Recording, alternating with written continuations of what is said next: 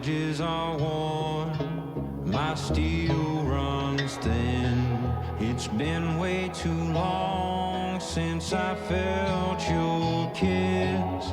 The cold is overtaking me. You know it's slowly breaking me. You know, when this all began, I thought dealing with the nightmares would be the hardest part. It turns out, nights without dreams are worse.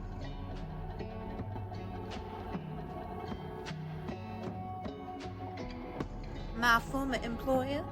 Well, let's just say we didn't part on the best of terms. Now I found something new to believe in, a new ethos, if you will. Spend long enough in the shadows, you can forget what the sun feels like. Then it burns you, so there's that.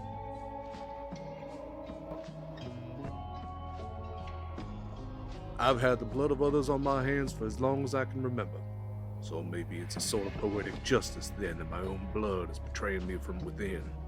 Maybe there's something out there for me. A cure, perhaps? Maybe not. One certainty that I live with is that one way or another, the bleeding always stops. I find myself on the frontier, with no history, nor memory. As an act of chance or providence, I was found abandoned in a box by this crew, and now I run with them.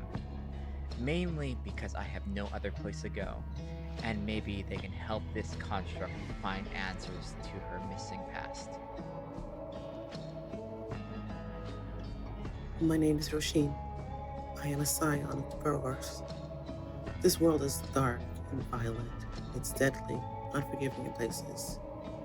I like to see the light in that world, the bright spots. And when I don't, I add glitter or sparkles.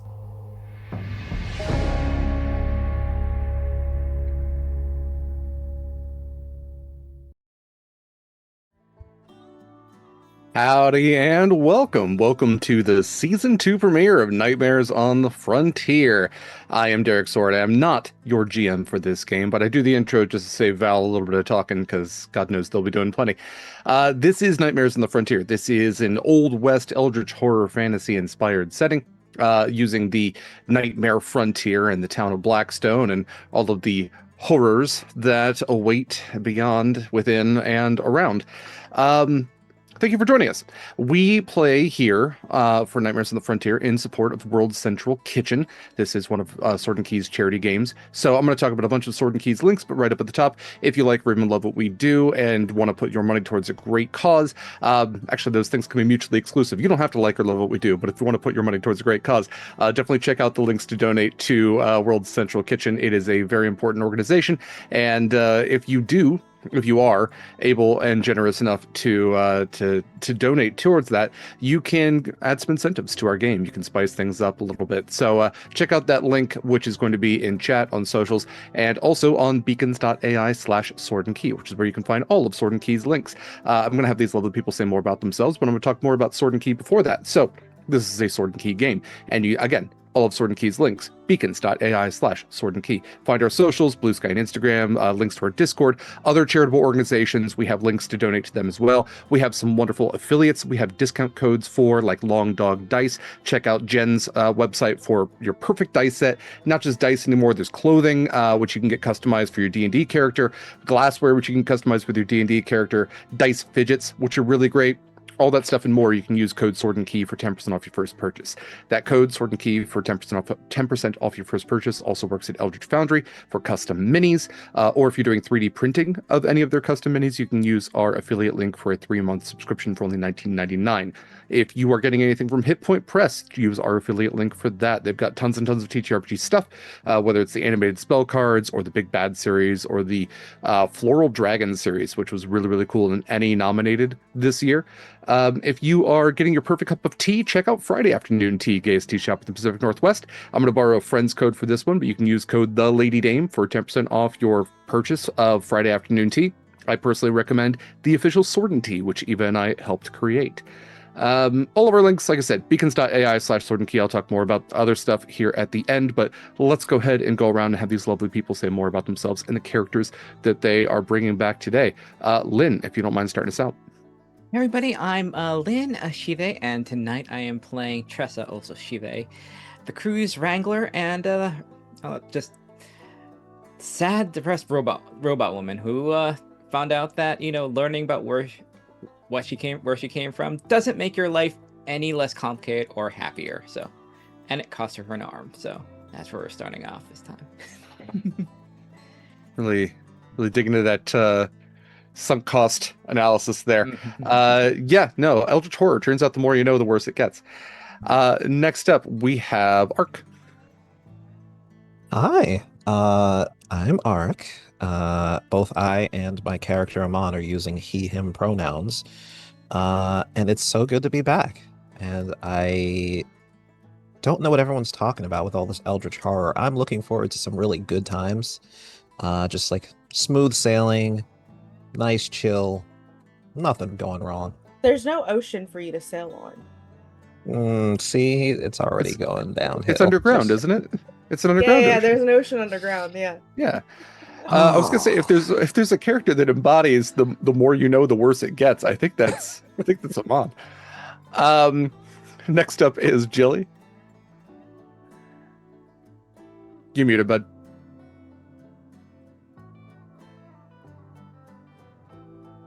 Hi, sorry. I was trying to panic open my character sheet before, but then Google Drive decided to be just like it is. Hi, my name is Gilly. My pronouns are she, her, and I am playing Cipher, whose pronouns are she and any. She is not particularly picky.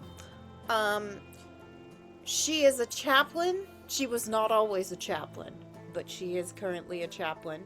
And I mean, Cipher, as far as Cipher is concerned, it was a rough road, but we got there in the end. She finished her infirmary, I believe, which is like peak, right? So that was her project that she'd been working on for a long time. It felt like a long time. It probably wasn't actually. That's your clock. It's full. Yeah. I'm accomplishing goals out here. Whatever other weirdness everyone else is involved with, at least we have that, okay? It's a good point. If any of us get hurt, we will be less hurt thanks to your hard work and commitment towards that goal. Let's see. Next up would be me. I'm Derek Sword. Again, he's he, him pronouns. So does my character Calamity Cain. He's just a little guy. He's just a half dwarf, werebadger. Not that that's important. Really just he's here for a mediocre time, not for a long time. He's here. He's back. We'll see how long that lasts. Janie is out for this week, but will join us again in 2 weeks for our next episode. So check out her socials. We have those in chat. And then we have our wonderful GM and artist, Val. Hi, everyone. I don't want to say that I'm a wonderful artist. I like to rotoscope a lot of photos, just like Disney does. But hi, everyone. My name is Valdrianth. I use any and all pronouns, and I am the storyteller for today. For those of you wondering what Nightmares on the Frontier is, it is a blaze in the dark skin taking place in the world of Yggdrasil, which is just this little homebrew place that me and my besties came up with, and we're like, man, this is so cool. We should share it with people. So here I am sharing it with y'all. But yeah, that's me. That's all. Buckle up. Because if this season's anything like last season, shit's in the fan. It didn't hit it. It's stuck to the fan right now, and it keeps moving, and it won't stop. It won't stop. It's true. It's also really hard to buckle up when you ride like horses and essentially chocobos. They do not have buckles on those things. Yeah. I also want to say a special thank you to Eva for doing the production work for this game. We literally wouldn't have this without people like her to do production. She does a lot of the production stuff here, so special thank you to her. Okay. weave your web, storyteller. Oh yeah. So a lot happened last season on Nightmares of the Frontier. When I say a lot. So you're gonna get a lot of the first episode and a lot of the last episode. The stuff that's in between, it's all on YouTube. Just go watch it, or we'll catch you up as we come, because I have like 100,000 NPCs that people love to hate and hate to love, and yeah, let me bring up my document that I panic lost as well. Here we go. Okay, so last season on Nightmares of the Frontier, a crew known as 10 Cent Legion, patroned by the agoraphobic unicorn Corin, found themselves at what is known as an angel fall, and that is when a god loses what makes them a god and literally falls from the sky. Never one to skirt the opportunity, TCL, as I'm calling it today, sets out to harvest the heart from what is the presumed corpse of Sandalphon, the angel of new life, the angel that has been denying new life for the past 5 years. No babies have been born for about 5 years on this entire world because of this guy. But when they get there, they realize that the heart of this angel is actually the Nephilim, known as Elijah. That was before he rose to godhood. Who knew? Through some efforts and an effective greeting card from Roisin, the crew convinces Elijah to go back to Blackstone with them, to Corin's dismay. They don't like each other. Throughout the season, the crew is in various attempts to make a buck, to find themselves deeper and deeper into not only what makes the city of Blackstone tick, but the world of Yggdrasil itself. It all comes to a head in an attempt on both Roisin's life, by her person, known as Salamundi, and Elijah onto Corin. Luckily, Cain and Tressa were able to save Corin, which earned them a very powerful wish to be granted, and Roisin, through the efforts of Cipher and Amon, with a nudge from Cipher's deity, the Angel of Twilight, Roisin is saved from the brink of death. Sandalphon escapes the Nightmare Frontier.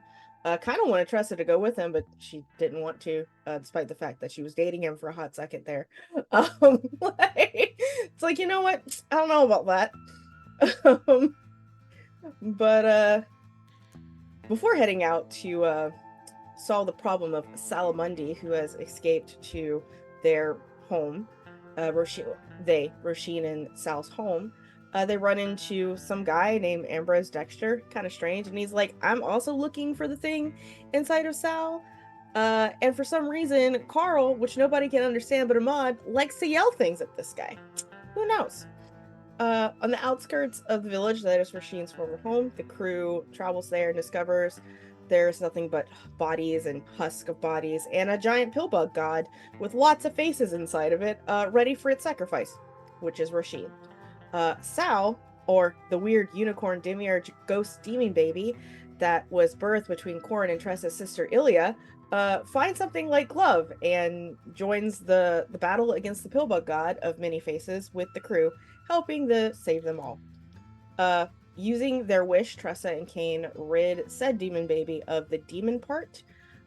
Ambrose, or as revealed, Atu, the inherent god of chaos, relents his powers to the wish, creating a unicorn child that is a carbon copy of Corin, a child who calls himself Kim. Then lastly, upon the mountain, close to the shrine of the pillbug face god, they find what is Ilya's corpse, or if a construct can have one, and Tressa and Roisin pay respects to their forever gone, while Amon takes something that isn't his to take. That's what I got. Again, there's a lot in between all of that. We'll eventually find that out throughout the season. But following all of that, the crew does make it back to Blackstone. And that is where we start this session in... Excuse me, the Coke Zero came up. It's fall at this point in Blackstone. So the air, especially in the early mornings and in the evenings, does have a little bit of a nip to it.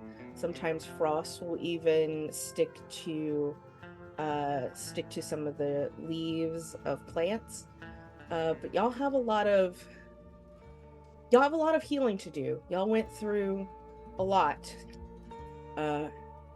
leaving Blackstone for the hot minute that you did, and this is the in the Blades in the Dark terms, time for downtime, so that you can rest, recover, work on projects, and for the rest of us, just to reintroduce yourselves and your relations to each other and to Blackstone itself. Who would like to go first?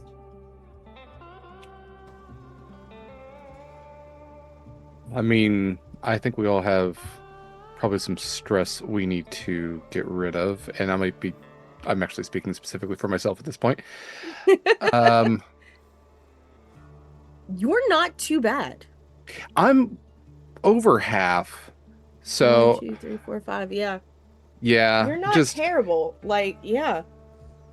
yeah, it just when you see those red X's, man, it's that visual on that tracker when you got nine little squares and 5 of them are red X's. It Yeah. is telling. I'm gonna be looking to reduce stress. So for Cain, that means going to the typically, getting the shit knocked out of him and returning the favor in whatever way he can. I think after everything that they just went through, there is a level of mundanity that is desired as far as, we just fought a whole bunch of eldritch nonsense, saw faces where there weren't supposed to be faces, and a giant talking wolf, another one, weirdly enough. Yeah. So yeah, maybe a few eyes. Yeah. Yeah, just a handful of eyes. Yeah. Another, actually, weirdly enough, another opportunity for there being a handful of eyes.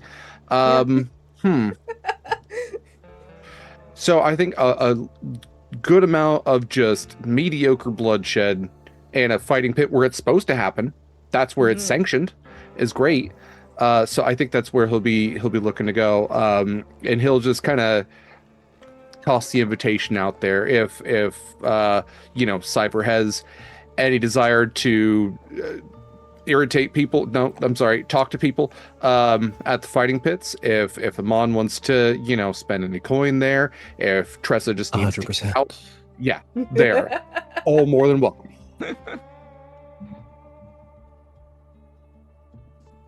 Who's going to watch the fights? Amon is going to be there. He is going to be gambling. It's pretty stressful in his neck of the woods. A lot's been happening, and he would like to relax. Cipher is gonna go too because there's a crowd, so there's a great opportunity to spread the seeds of chaos. And also because I am a chaplain, I can cast to increase healing rolls for people, so I feel like that is a useful fighting. Like, I'm thinly justifying my presence there, but Cipher's going for sure. Just sit in the corner and just be like, "Hey, you're doing great out there, champ. Just here's a little healing. Get back in there." It's like alternating between that and telling stories of like things that definitely did not happen that are just going to perpetuate throughout the town. Tressa, are you going? I don't as much fun as I would think Tressa is not going. Tressa, I think, has been a little more aloof, even more so than she usually is. I don't think anyone's really necessarily talked to her that much. Because Roisin has also been down in the dumps after losing her person and is also not going to join you. She will be in her own home, probably covering things in glitter or not. You don't know, but she has requested a time alone, which that being said is very interesting, because just cutting to a quick flashback of y'all returning to your hideout at one point during this entire time, you had to present your boss with his child. And that was a whole thing. And so he's actually very glad that all of you are not currently in the theater, because how do you talk to a child clone of yourself. He doesn't know. I also think Tressa like bowed out of that as well. She's like, this is Oh, yeah. too much. We'll get to that. We will certainly get to that. Cain, y'all kind of have your own like locker changing area. Mhm. In these pits where people take money and bet. All the usual suspects are there, but you do notice a new face. There is a werecat there, fully transformed, like just straight up, like not even bothered not being in were form, fully transformed werecat there, who has almost like kind of looks like a tiger, but like if a cat had tiger markings, is definitely not a were-cat tiger, just a cat. Not that much taller than you, but definitely has some beef on him. But yeah, there is a new face there who does take part in these fighting rinks as well. And is fairly good at it. You don't face him in any of these fights. He does also, just to describe him as well, for funsies, has like a leather collar around his throat with a big cat bell just like jingling from it. Because why not? But he's just, and he goes by Tiger on the roster. I'm pretty sure you have your own fighting name as well. Like, nobody fights under their real names here, and if you do, that's on you. Like, what happens to you. But go ahead and roll to de-stress as you are fighting essentially just some other guy, probably a minotaur, because those are always fun. Those are always fun. Okay, it's been a minute. So, rolling to de-stress. Remind me what that looks like.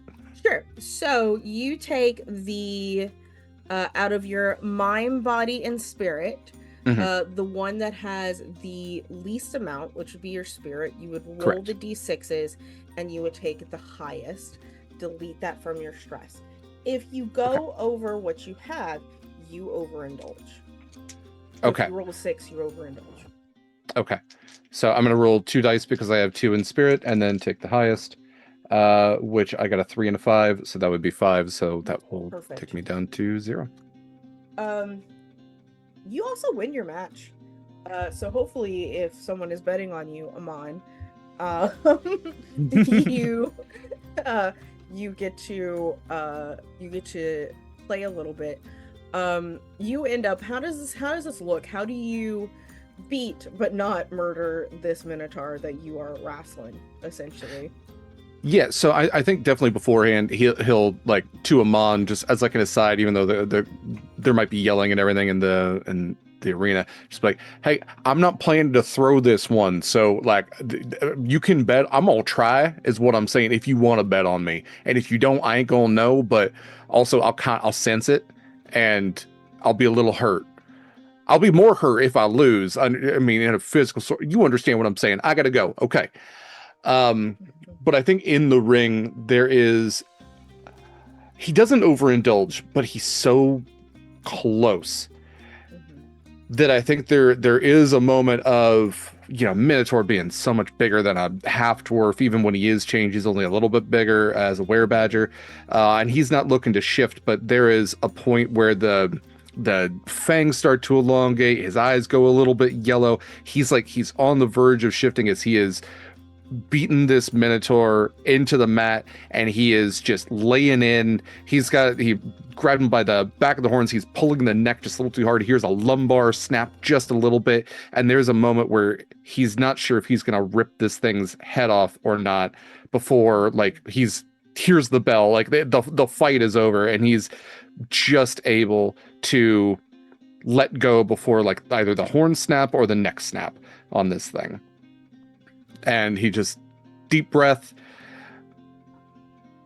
He's also a little thrown by seeing a full-on shifter, and so there's also that deep concern about him shifting in front of anybody else, because that's not it's not something he's really done here too much, and it still has that. I mean, it's more than a faux pas. It's a pretty big deal if he does that in front of somebody else. So somebody else who legitimately can be in shifter. So yeah, I think that's his main fight for the day. He might have been up for others, but he's gonna kind of step back and just go back to the locker room after that. You do snap one of his horns off, and and boy, did he have some horns. This Minotaur was, I mean, there is no Texas in Blackstone, but if there was ever a Texas Longhorn Minotaur, that's what you fought.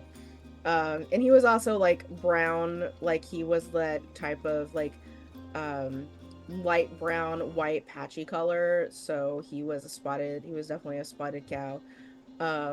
Oddly enough, like, is having a great time even though you snapped his horn, because it's kind of like, you know, when you have like these battle scars in this arena, it's almost like a badge of honor sort of thing.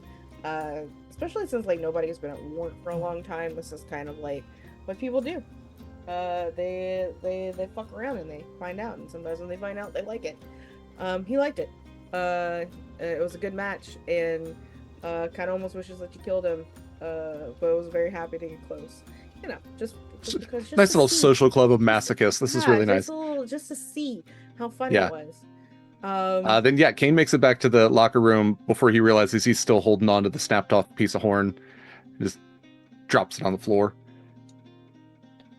I think like when you drop it on the floor, Tiger is gonna go over and pick it up and examine it. As like, you don't want to keep that, pal. I don't particularly like souvenirs from fights like this. That stuff can be useful, you know. Cipher, this is a I didn't realize it was men's growing locker here. room. they go where they want, but Do we think Cipher cares that there's a sign No. on this door? Is Cipher just in the locker room? Like, is she waiting for him in the locker room to see if, like... Yeah, I think she's expecting to need to do more healing than she does. Cipher has a badge that says clergy and or press. Yeah, There's I like think it says both. Yeah, Yeah. just in there's case. like a flick of the ears and like an almost like annoying twitch, like the way that cats twitch their tail when they get annoyed at the sound of Cipher's voice. Well, first but- of all, rude. Yeah, well, you're in the men's locker room. I am a chaplain. It ain't nothing they hadn't seen before. You're a Tiger. Yeah, you're new to all this. Officially. Okay. Well, yeah, ain't nobody come here if it's their first fight. So, what happens if I break off a horn? Do I not get to keep it? Is that the rules? I guess you can keep it if you want. I didn't say it was rules. I just said it was my own proclivities, but apparently I need it for some sort of something. And he'll look over at Cipher. I didn't guess say you had to take it. I just said it could be useful. If you want to give it to your new tiger friend, that's nothing to me. we ain't friends yet. Nothing against you, just we ain't friends yet. Well, maybe the horn would help with that. Okay, Horns so usually help make great friends, in my opinion.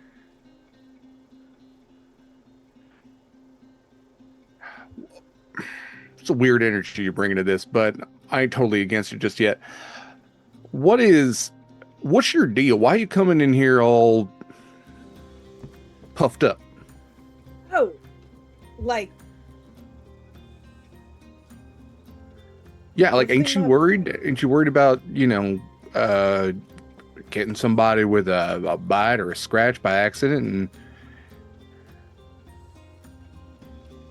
no, I'm not. Scratches don't transmit anything.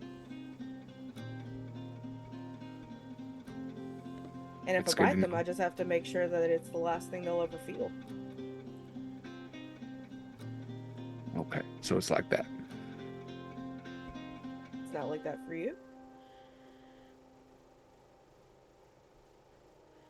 I keep my what?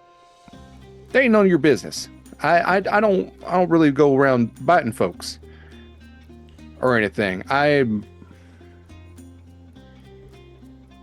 Is it that obvious? I don't know what you're talking about. And he tosses the horn back to you. I got a match to go to. See ya. Just turn back to Cipher. I don't know what that was. If you want, I'm sure Amon could make you friendship bracelets or something. With the horn. Yeah, just a little We'd have- little chip, like a shark tooth necklace. I think we'd have to make one for Carl too. Well, that'd be small enough. Yeah. Okay. Give one to your new tiger friend. I don't know that we're friends. I don't know what that was. I just like it when it looks like you're making friends at work, you know? You're really excited about this. This is Yeah, I haven't seen you this excited about meeting someone in a while. We should invite them over to make cookies.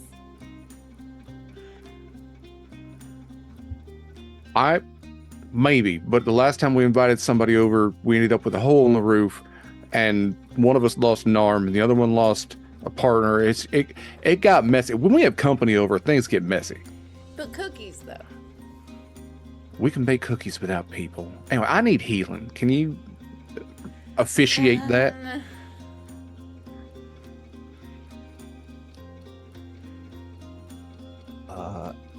I think this is probably the time when Amon comes in to the locker room.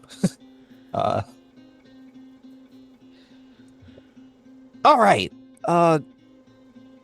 You okay, buddy? That was you said you were gonna try, but I mean that was like trying.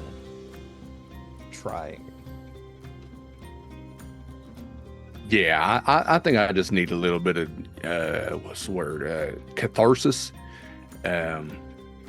But hey, hold up the horn. I got you. Can you use this for magic? Is this something you can use? Is it something like Carl can chew on? First of all, you need to not give Carl any gifts. He's so weird all the time. And I would tell Roisin to stop giving him stuff, but I can't. I don't have the heart to tell her to stop. But also, My isn't hope that like just- it's like a guy's tooth, but like not a tooth, like like a. Right here. You can talk to. You don't have to talk about me like I'm not here. Says Carl from your shoulder. Like literally just coming out from. And of course, y'all just hear chittering. Only Amon hears his voice, which sounds like a very scratchy Bobby Hill. Mm-hmm. I don't think horns is teeth, but I ain't no biologist. I was just hoping that this would keep him from chittering too much. Like if you can let him chew on this, he ain't chewing on your ear, you know? Horns are made of keratin, which is the same thing that earwax is made out of. So I could. I just thought it might be useful as a component for something. But also, we were discussing the possibility of making like friendship bracelets or something for Cain to hand out. Friendship bracelets. I don't need friendship bracelets. I met a shifter in here. You might have seen him out there. Oh. Yeah, the feline one. Okay. Cool. I didn't know you. I mean, I guess why wouldn't you hang? I mean, it's your No. people. This is like you. This is Cipher putting no. This is Cipher putting their weird shit on a simple interaction, an interaction which, They I thought that Cain getting that horn was very cool. I mean, it was cool the way you did it. Like I Mhm. actually thought you were gonna rip that guy's head like clean off. Which I mean, a tragedy, but kind of like a cool tragedy, if that makes sense. yeah, cool tragedy. There was a moment where it was pretty close there, and also, to be fair, I need to applaud all of our restraint and not using the word horny during this conversation a single time. That goes a long way. You're Just welcome. want to say that. Yeah. All I'm saying is I got a little close there to not being in full control over my bullshit, and Tiger seems to be generally aware of my bullshit. So like, y'all are friends. Y'all know me for a little bit. Is it obvious that I'm a werebadger? I know I got a couple. Like I got the toofers and I got streaks in my beard and whatever else. But like when you just walk in, you're like, oh, there he is. Well, Smells like dirt. Likes to I hurt. can only speak for myself, but I imagine that if I were a shifter, then there might be indications I might recognize for myself.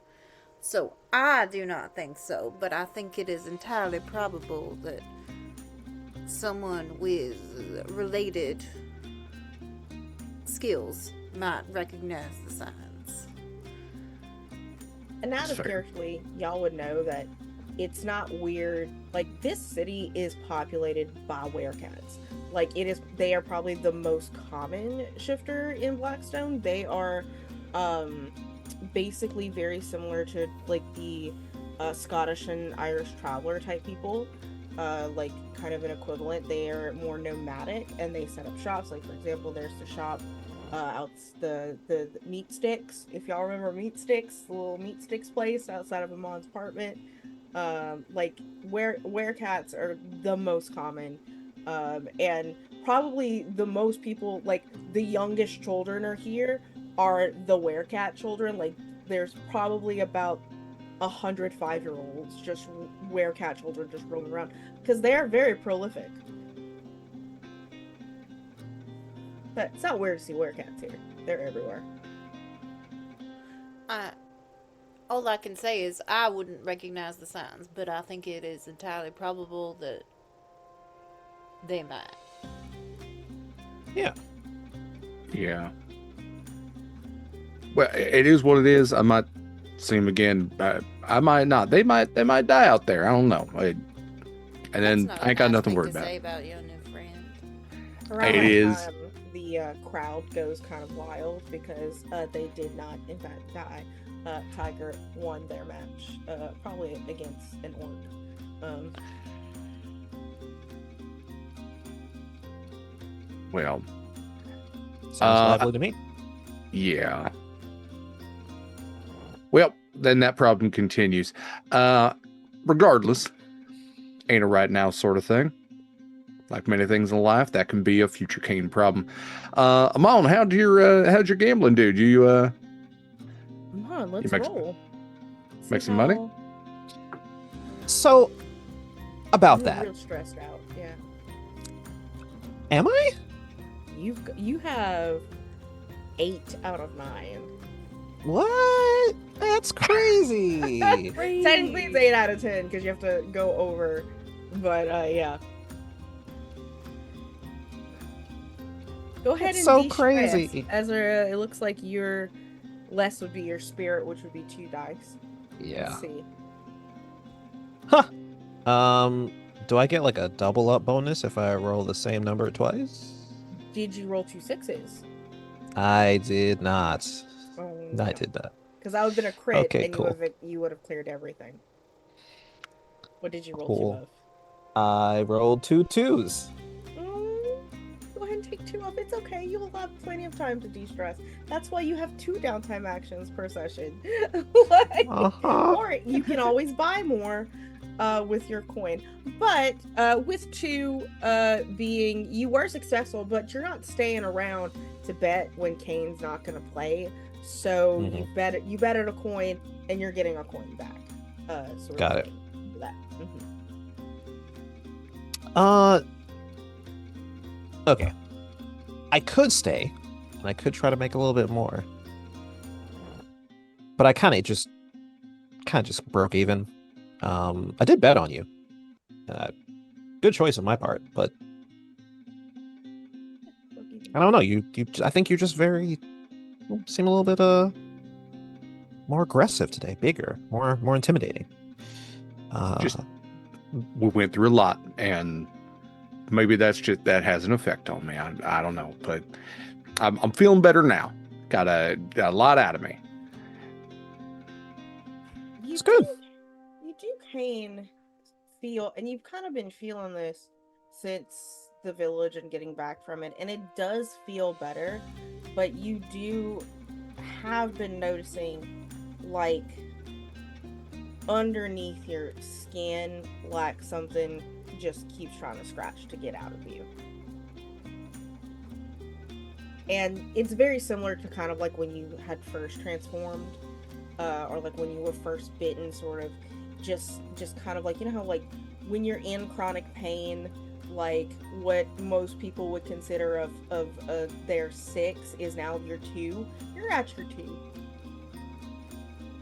with the scratches. Well, if being a bit werebadger does anything for you, it helps you just bury that down deep. Mm-hmm. Yeah. Yep. Not gonna bring that up to anybody. Nope. Cipher, were Well- you spreading rumors here? Okay, sorry. Go ahead. Yeah, no, Okay. go ahead. Mhm. No, you're good. I was gonna say, hey, anything else we need to do here? Because I'm good to go. Yeah. Cipher, were you doing anything in the crowd that will help Yeah. you with your own downtime? I was spreading rumors. So here's kind of what I want to scaffold here is Mhm. I would like to clear as much stress as possible because I have 6. I think it's 6, maybe 7. But Yeah, I think you I have do. 6. Oh, yep. Yes, So I want to clear as much of that as possible, but I'm hoping to do most of that on one so that for my second downtime action, I'll be able to try and take some heat off of us through the same method of spreading rumors about what has actually caused the chaos. So I think there's like a number of different rumors that Cipher starts, and they're all rooted in like truthful things about what has been happening. Like, I think she starts a rumor that someone is digging big holes in the ground in order to bypass planning permission for creating an underground cave system in Blackstone. And this is like a bureaucratic nightmare. It is a bureaucratic nightmare. And she's gonna start a rumor that there is a type of aphid that causes like a dark sludge that has been found in several locations in Blackstone, so that people should keep an eye out for black sludge.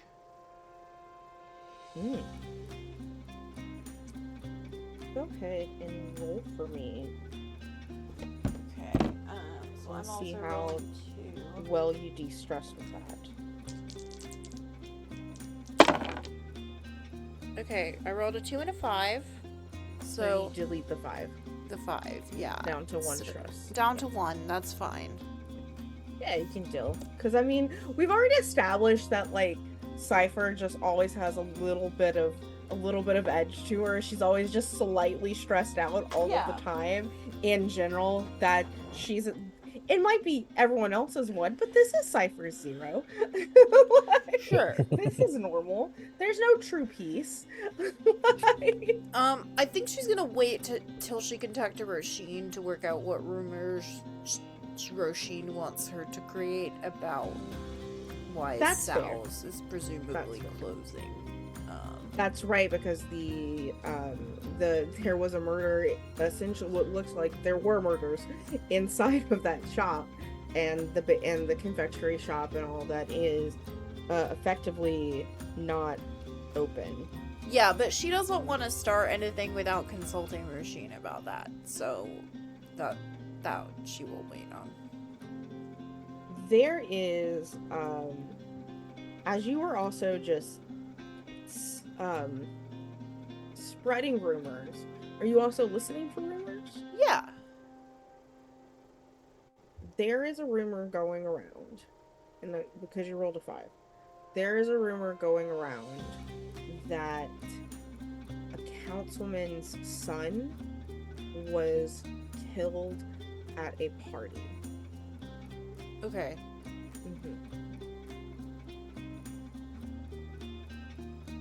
You don't know which councilman has been they're talking about, or their son. There's just rumors going around.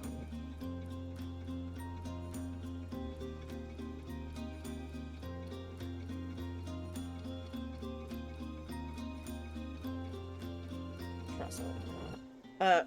First, before we skip to Tressa's scene, is there anything else going on in the arena with the three of you? All good. Tressa, I think oh, go ahead. I think Amon will stay and do another. I think he'll bet some more. I think he He'll feels bet like some he's more. on a streak. Yeah. So you do notice that Tiger is staying for another match, and he has won one. Do you want to bet for or against him?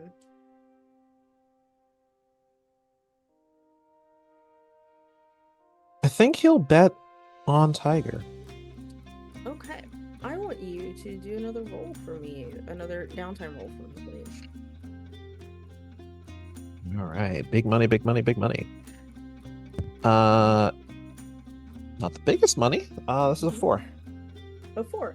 Yeah, you are able to, you have another coin coming in. So basically you bet 1, and you get 2 back. So you get 1 back. So you get another coin into that. Tiger does win his match. And this person who he is fighting against, as you're standing there and your little guy is on your, or Carl's on your shoulder, as you're watching this fight, he's fighting he is fighting a, sorry, real quick, it's just a guy, probably a big guy. He looks very similar to one of these guys that you might have fought before, but he does have one eye. And you sort of see, to sort of win the match, you see the paw of Tiger, like basically he fists this guy's mouth, and you sort of see him pull like from his throat, like his esophagus out, very violently, and tongue. Yeah. And you said this was, it's kosher. Was this one-eyed guy from the train specifically? He was definitely from the train. Like, definitely from the train. You've seen half of this person's face before. I think Amon. Oh, this is so bad, unfortunately. I think Amon is a little bit taken aback initially at the violence. Yep. But then he's like, well, that's one less train person to worry about. It is one less. Give me that eye. And you just, like, Carl's like shaking your head. I want to complete my set. Go ask him. I mean, he's not. Go ask him, man. He's not going to be using it now. Sure. I don't care. You can take the horn too, you weirdo. As you say, sure, he jumps off your shoulder, and everyone in the crowd sees like this little primate creature with big eyes just skitter across the the arena floor, like the dirt floor, kicking up dust, goes to the body of this guy's corpse and just takes out the other eye, like, and then holding it in both hands, like, runs back to join you on the shoulder. And there's like a moment where everyone just like kind of all turns and watches, and the whole crowd turns and watches him return to you, and now everyone is looking directly at you as Carl's on your shoulder holding an eye. Can I just say, every time I have to clear heat from this party, I feel like it is a direct result. It's Carl. of It's Carl. Carl, and therefore I can't blame Carl. Carl. I can blame Carl. I can blame Carl. No, you know who I blame for this? I blame you, Ark. I blame you. What's Ark supposed to do? You know, like you know what? I'll take it. I'll take it. You know what? I deserve some culpability. I should know that Carl is not gonna wait to go get the eye later. Or Carpability. you turned portmanteau Carl and culpability. That's Yeah. correct. Okay, yeah. Real quick before we switch scenes, I just have to pee. I'll be right back. I promise. I'll be right back. Part of me God was damn it, like, Carl. should I do a downtime action to clear heat? But I don't think you all No, deserve no, for me that's to not your. clear You know what? heat. You gotta We think. don't deserve I think part of Cipher's. It's not her problem. For Cipher. Okay, so what are steps that let's think proactively. What are steps that Amon could do to prevent future Carl crimes? Murder. I think we need that's like a project. That's like I don't know. I don't know. That's a I think I'm Good thinking question. Baby Bjorn. Because I was thinking Leash, but Leash still lets Carl you don't want an angry Carl that close like to your face and like That's here. true, 'cause That's he can, not, like, yeah. Throat access. That's like throat and like reach mouth. around Yeah. and put the finger in my ear. I just Yeah. Yeah, I do like though, like Amon just talking to you as, very level, normal tone, and then just these eyes staring you like from right under the chin, just right into your soul. No. No. Oh. Okay. You got tight swaddle him. Cat carrier. Cat carrier, I think it's maybe. I think it's better than Leash. Have you ever Because then he can only. What popped in my head was a little backpack with like the bubble thing. Oh yeah, that's really good. Have you It's ever just- read that article about the guy who had to like keep re-cat proofing his feeder and eventually it ended up being like an industrial metal thing, like every time he had to upgrade it because his cat would keep breaking into the feeder. I feel like that's what Amon would have to do with a cat carrier. That's what I have Constant to do with projects. Yeah. Yeah. We need it's gonna be money. He's gonna destroy I've it. got a little bit more now. Yeah, this is why I Got gamble. one more You're why I coin. gamble, Carl. This is why Anything else going on, or Amon, are you getting the fuck out of there now that everyone is looking? Yeah, at oh you? my God, yes. Yeah, great. Like, not a bad idea. I actually my I God. actually think that when Carl jumped off his shoulder, he's like, "Oh no." And then he like thinks about it for a second. He goes straight to the table to collect his winnings. He's like, I gotta get out of here. So when everyone turns to look at him, he's just kind of like holding a sack of coins and just kind of tiptoes out the door. Oh, good. You don't wait for Carl. You don't wait for Carl to come back to you. He's Carl fast. He'll finds catch up. you. Yeah, there's no problem. And when Carl does find you and is get back on your shoulder, he has waited until he has returned to you and on his shoulder to eat his eyeball. He doesn't even chew it. He just swallows it whole, like right there in your ear. You just hear the wet gulping noises of him enjoying his consumption of this ball. Why are you like this? I was born this way.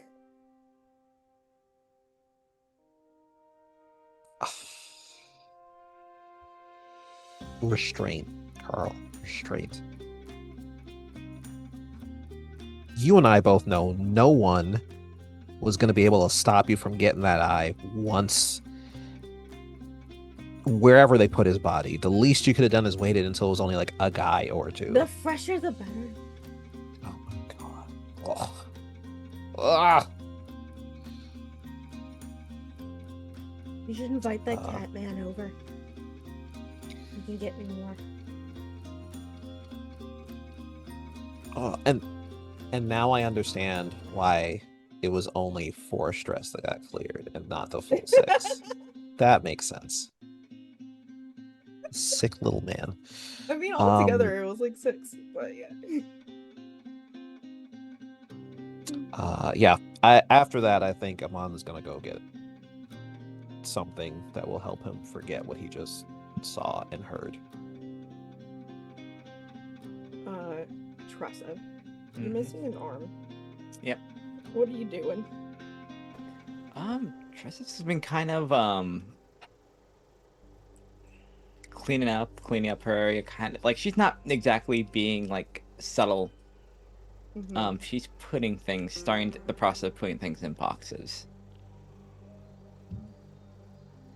You're not being subtle, Yeah. but it has taken a couple of days for Corin to notice that he's been busy with fatherhood. Yeah. Like, and not doing the greatest job at it.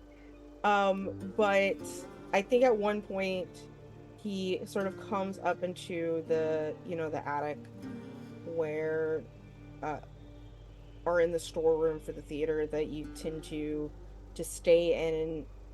He's the man is stressing.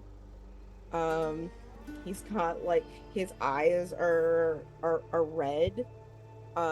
He's also had a rough time. He has almost died like very recently. And of course he has like the child he thought he lost is now like in his possession, and it's been a bit. And so he'll notice, for those of y'all, Corin in his human form is fairly tall man, very he is racially Asian coded. He has this very long anime Bishan dark hair, kind of thing, that is sort of almost looks like it's like the same colors as like an oil slick.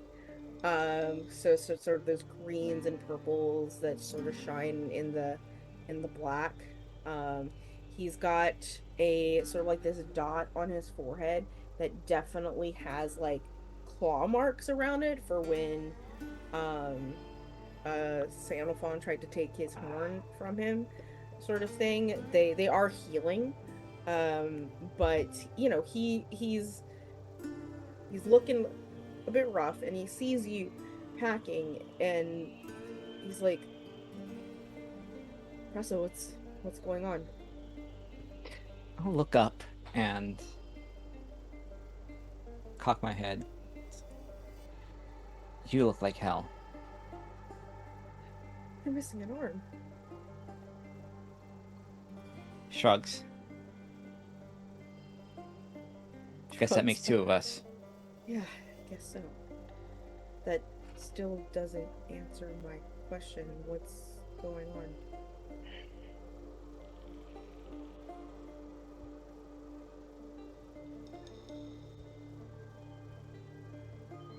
I'll look him in the eye and just pretty deadpan. Just say, I'm moving.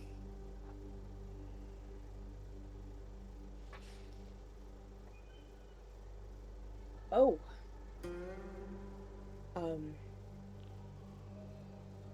Where? Not too far. I still work here. But okay. Figured needed a change of scenery. And it being another person living here, it's becoming a little more crowded.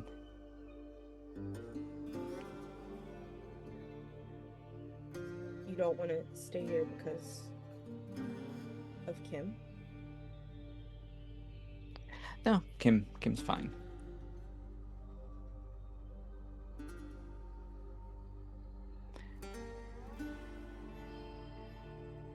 It's really weird to look at him because he's mine. Mm-hmm. And he's hers, but there's nothing of her that I can find yet. And that's the problem.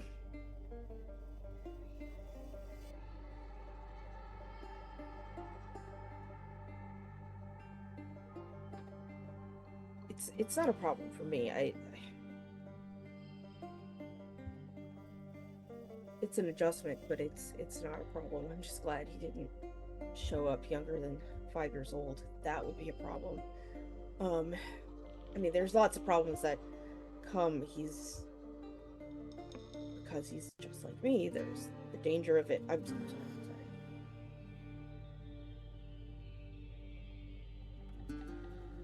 Well, you have your child, so enjoy that process. Even if she's not here.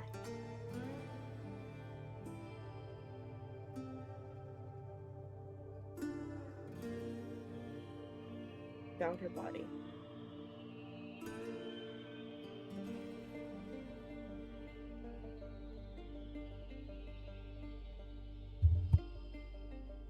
Yeah.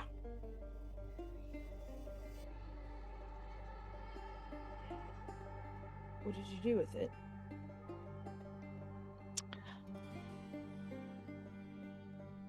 Buried it where all the other bodies are. Figured she needed a proper burial. Wouldn't do with her being out there.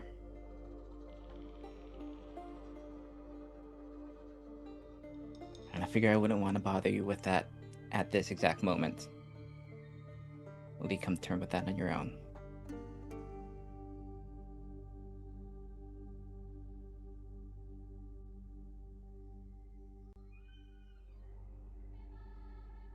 Tressa, you're still family, you know that, right? Yeah. But I need to do this. I know this Okay. isn't ideal, but You do what you have to do. she'll put down the books that she was carrying with her good arm, and she'll walk up to him. Sort of straightens out his posture a little bit as you like walk over, kind of not like bristling, but sort of, you know, just composing himself.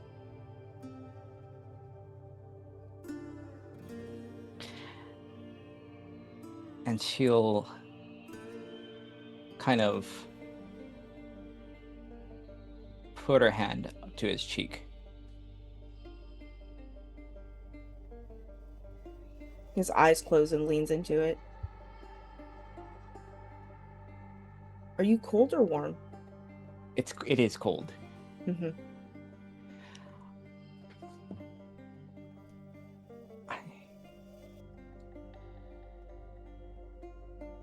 I can't be in a place where her memory smothers me.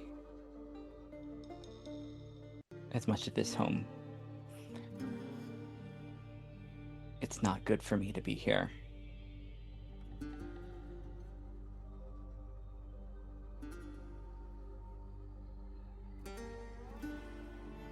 And I know, despite how much you may say not, when you look at me, you do think about her, and that's not good for you either.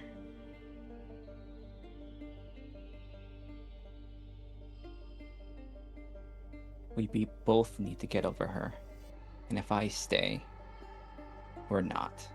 We're just gonna rot here. I need to find my path. I'm not leaving, but I can't spend all my time here. And you shouldn't want me to.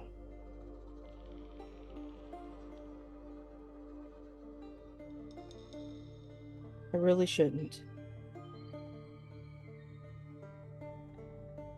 And I think he will be the one that reaches up and takes your hand and gently moves it down from his face. How good is Corin at reading? Like, I know, like, Like words? People have no reading like He's illiterate. No. no the like. I Mhm. can't imagine that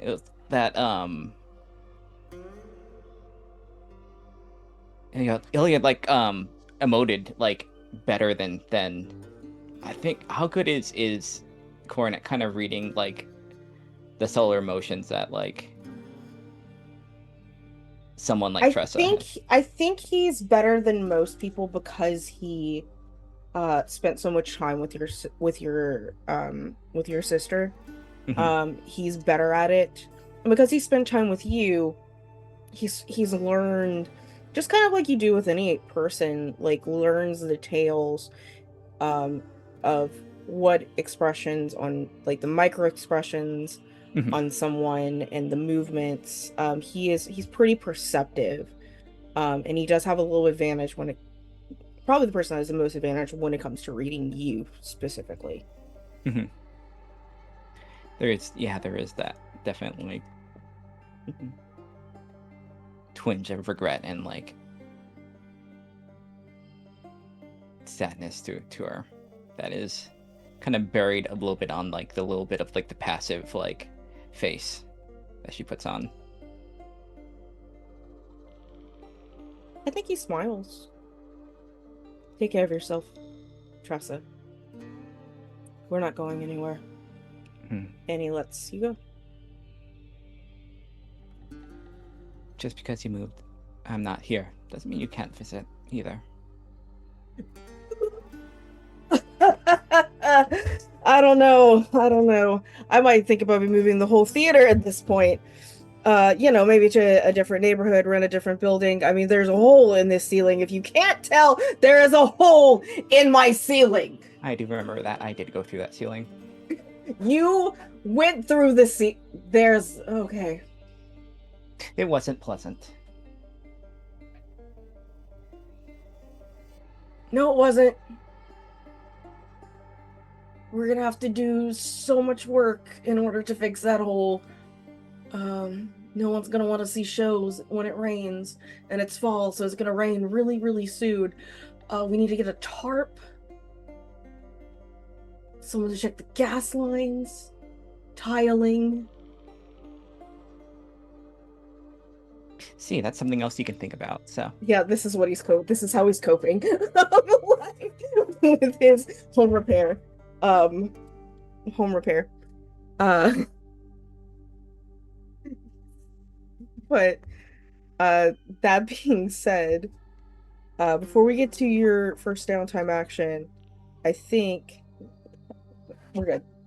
There's a knock on the theater door, like in the back room where that's more akin to his house.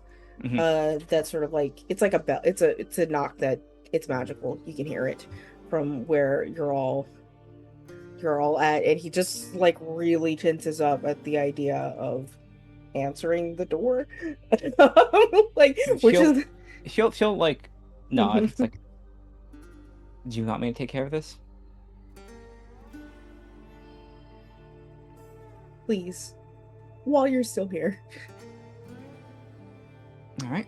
Yeah, she'll walk up and open the door. It's like, There are 2 constables outside.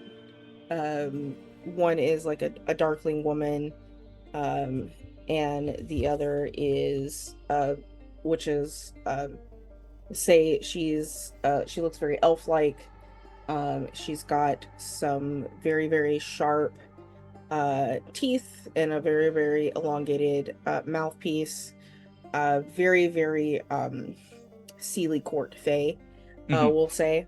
And then they're a human man, and he's got a beard, he's brunette, very nondescript, and he tips his hat to you, and he's like, ma'am, and notices that you're missing an arm. I'm Constable Fury. This is Constable Danny. He points to the lady. We're here looking for flips through his little notebook. a Calamity Cain? Is he employed here at the theater? Is he in trouble? No. He's not in trouble. We just need to ask him a few questions. Well, I've been here all day. Hasn't been around. Been busy. Well, would you? Right. Anything I can.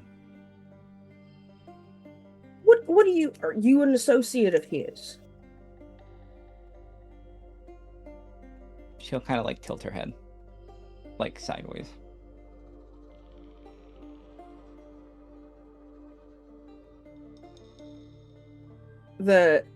Denny, she'll speak up and she'll be like, "We're just wondering if you know about his patronage at a certain establishment. How often does he go?"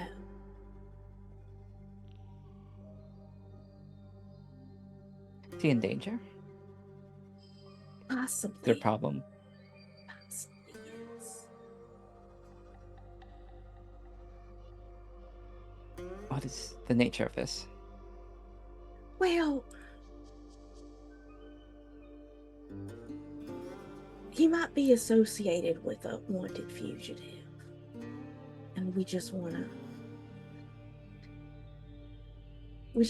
make sure that the hard-working theater company employees aren't next in line.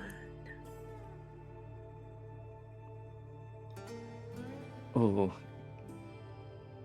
Can I do something? Yeah, of course. I would like to, as best as Tressa can, like, put on an expression of concern. Like, Imitating concern. Yes. Do you want to roll for it? Sure, I'm just to figure out what that would... But yes, I think that's, like, Yeah. I think she's gonna try to put on, like, oh, this is... Yeah, and this is a fortune roll, so there's no major consequences. It's just to see how well you do this. Let me look at Tressa's stuff God. real quick. Let's look at our Wrangler. Excuse me. A little bit of manipulation, not the worst in this department. Be a little, but though it would be hilarious if you tried to finesse it. I don't know if I can finesse, like, I don't know how many times I can do a flip will help. For an experiment with your face. I'm sorry. But you No, won't know oh. until you try, Tressa. True. Yeah, You yeah. can you could manipulate are you trying to like make them feel like you're concerned? Then yeah, I would say a manipulate. Like is alarm, like, yeah, appropriate. this is like, oh, Yeah. okay. Yeah, let's just see how well. Okay, that's okay. 2. A Wow. 2? Oh, I think as you start to like try to do this face of concern, Fury's gonna look at you and be like, "Ma'am, are you okay? You seem a little ill. Like, what's wrong with your face? Are you angry at us?" She's gonna like, just like, well, I wouldn't have Moves his expected this. hand Like, over to his hip. she's still trying to like, Settle down. she's still trying to play it off like she's playing, but it is not the right expression that is on her face. Like she's still she's trying to power through it and just trying to like that's the first. Oh my. Okay, I don't think you're trying to threaten me here, so I'm gonna lower my hand away from my weapon. Can you just, and he gives you a card. Can you just have him come down to the station to answer questions when he's ready? Of course. Yes. Appreciate it. I mean, they both like tip their hats to you, and leave you there to ponder upon that. I think she'll kind of like look on like not a mirror but like the shiny thing, anything like that kind of reflects, and just like she'll probably see the the window. face. She'll see the face, just like, oh, Your brows are like furrowed, and you Yeah, have it is. like It is. Yeah, the it's like this she's like she'll like the mesh has made like a ah. wrinkles between, and like you are scowling. The eyes and the mouth and the brows are Yeah. doing different things, and it's just like, Yeah, she's like, shit. you are scowling. Yeah. That being said, what did you want to do? Did you want to reduce any stress to get something rolling? Sure, let's as a do this. downtime? Let's do this. For the record, you only have 3 stress. Yeah. So you could overindulge. Yeah. And what is your God, it's still weird right now. I think actually I switched it to we pleasure, changed I it. think. Yeah, we did Yeah. change it to pleasure. Yeah. Mhm. I think you know what? We'll say that she like the new thing is like she still goes to the theater pretty regularly. So like if she like screws that up, like that's gonna hurt her real bad. She got to find something To a else. different theater, not this one. or like or some other Mhm. like thing that like fulfills her. So like let's see. Was it 2? It was 3. You had 3. Okay. So what did you roll? Shit. Are you It's 4. overindulged? I rolled 4. I overindulged. All right. Well, it's This is- all gone, but it also means you're not going to get another downtime for this session. You're usually given 2, but you're overindulged in the theater again. Yeah. Does that work How for the would- Does that work for the 3rd one, or is it like, are they all gone? They're all gone. All right. That's all of fine. your stuff I is am gone. still- Yeah, you're de-stressed. You're really de-stressed, but you're overindulged. Which means Holy that you're mechanically taken out of the session. You can Yeah. still be in the session to interact and roleplay, of course, but mechanically you're overindulged, so you can't do your other downtime, and you can't participate and gather information. Okay. Like, All right. sort of All thing. right. All right. Gunshot. You still survive for another session. What does Gunshot I've had for like I think over a season. gunshot and your lack of arm? That gunshot was from the train heist. It's true. Okay, wait. I have another downtime action. You do. Is there a No, way? don't. No. Well, okay, fine. If you don't want me to, I won't. I feel so bad. Cipher needs Cipher What time. does your overindulgence Yeah, what do you want? look like? Yeah.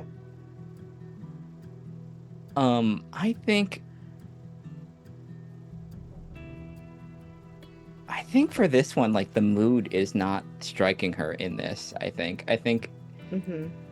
it's like when you go to do your favorite thing, and it's just like when you're depressed, and it's like it's not working. Mm-hmm. Oh yeah, I know what you're talking about. And I think she's gonna do something ill-advised, which is like take a page from both Cain and Cipher. Mm-hmm. She's gonna start a fight at a bar, I think. Excuse me, I've never started a fight at a bar. No, it's just like you not one cause that I problems. participated This in. is like both of you. This is like both you start a fight, but you also start problems in the bar. So you know what? You've started arguments in bars, which could be called fights. Yeah. Yes. I've they started could- it's just like- arguments it's just that now turned they're into fights swinging. that I was not involved in. Yeah. Yeah. What do you go to a bar? Do you do it at the tea shop that y'all were at before? I think the tea shop's too nice. I don't think there's It is anybody very that nice. it's gonna be like I Yeah. think she wants like a place where like she knows she's gonna get like she's gonna like if she pushes like they're gonna like Hmm. push back at her. Okay, yeah. So a little not the fancy. Are you gonna go to the monster bar that is run by the hag? Sure. Okay. Sure. Ill-advised. Yep, that's where y'all met, the god of chaos at. Yeah. Which is also weirdly enough also Roshin's favorite bar to go to. Boy. Oh boy. She is a certified monster lover. We know that about her. So you start a fight there, and this is a nice place. I imagine you start it by like ordering a drink, and do you just throw it in someone's face? Like, like how do you start the fight? I want to know. She doesn't drink, but if there are people playing cards, she'll insinuate herself at the table and then just like sabotage, like just purposely sabotage the game, or just be shitty, like yeah. They know you're. It's like it's like if you get a bad, if you got into like, what was it, like Friday Night Magic, you just get like a piece of shit. That's who Tressa is right now. Yeah, she's just a big old piece of shit. You do end up getting in a fight with probably just one of the city werecats that lives there, and you don't win. Like, you're not on your game, and despite the fact, like, they don't like kill you or anything, they don't like harm you, but they restrain you to the point where the bar owner she is her name is Alifair, and she is effectively a hag. She has, you never see her like without this veil that she, just very large black veil that covers her face and shoulders and back, sort of thing. And she's very displeased that you were messing her establishment, where some unrulies always come, but somehow always manage to behave themselves. You, dear, are not behaving yourself. That means you have to go. And you get kicked out of that bar. And you are temporarily banned from it. You would have to have the good graces of somebody else that attends this bar in order to be re-invited to it. They can petition for you, but yeah. And she'll just like walk off. Like, I think she uses her other arm to fight too. Because like it's not just like a nub. No. Oh. I think there's like wires and like tendrils and stuff like that that are kind of like uncontrolled in there. And they kind of like, if you ever see like those they're like prototypes for like deep sea or like space thing, where they have the things with like either like the grippers and stuff like that. It's stuff like that. It's like a mass of like little like grippers and like wires, and like it's kind of gross looking. You're talking about like that one scene, I'm sorry, in Angel Sanctuary, where when they do rip off the arms, there are these little blue and red wires that could be veins, but really they're just wires.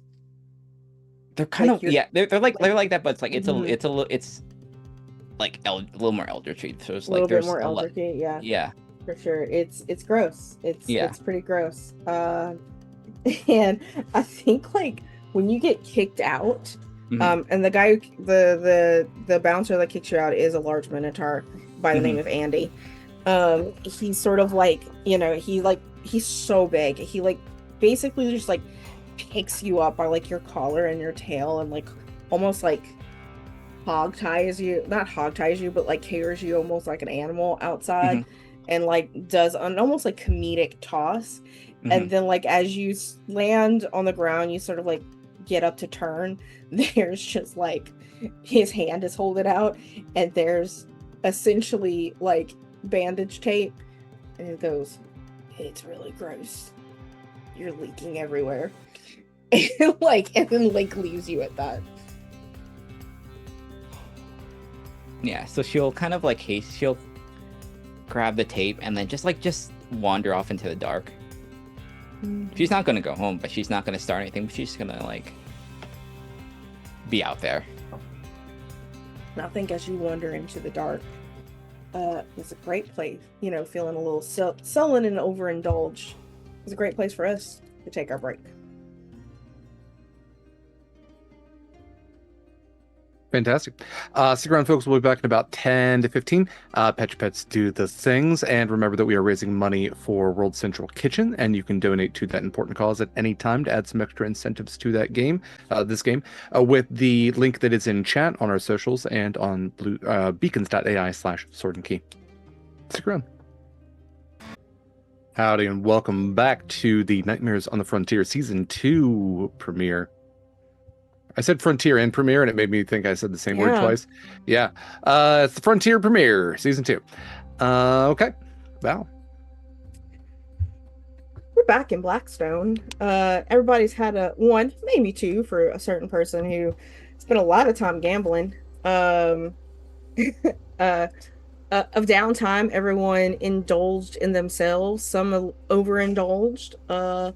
As we were being reintroduced to the cast of people after a very, very hard summer that y'all all had. It was very, very stressful summer as we go into fall in Blackstone, which is very interesting. The way that seasons run, because they're definitely magical and not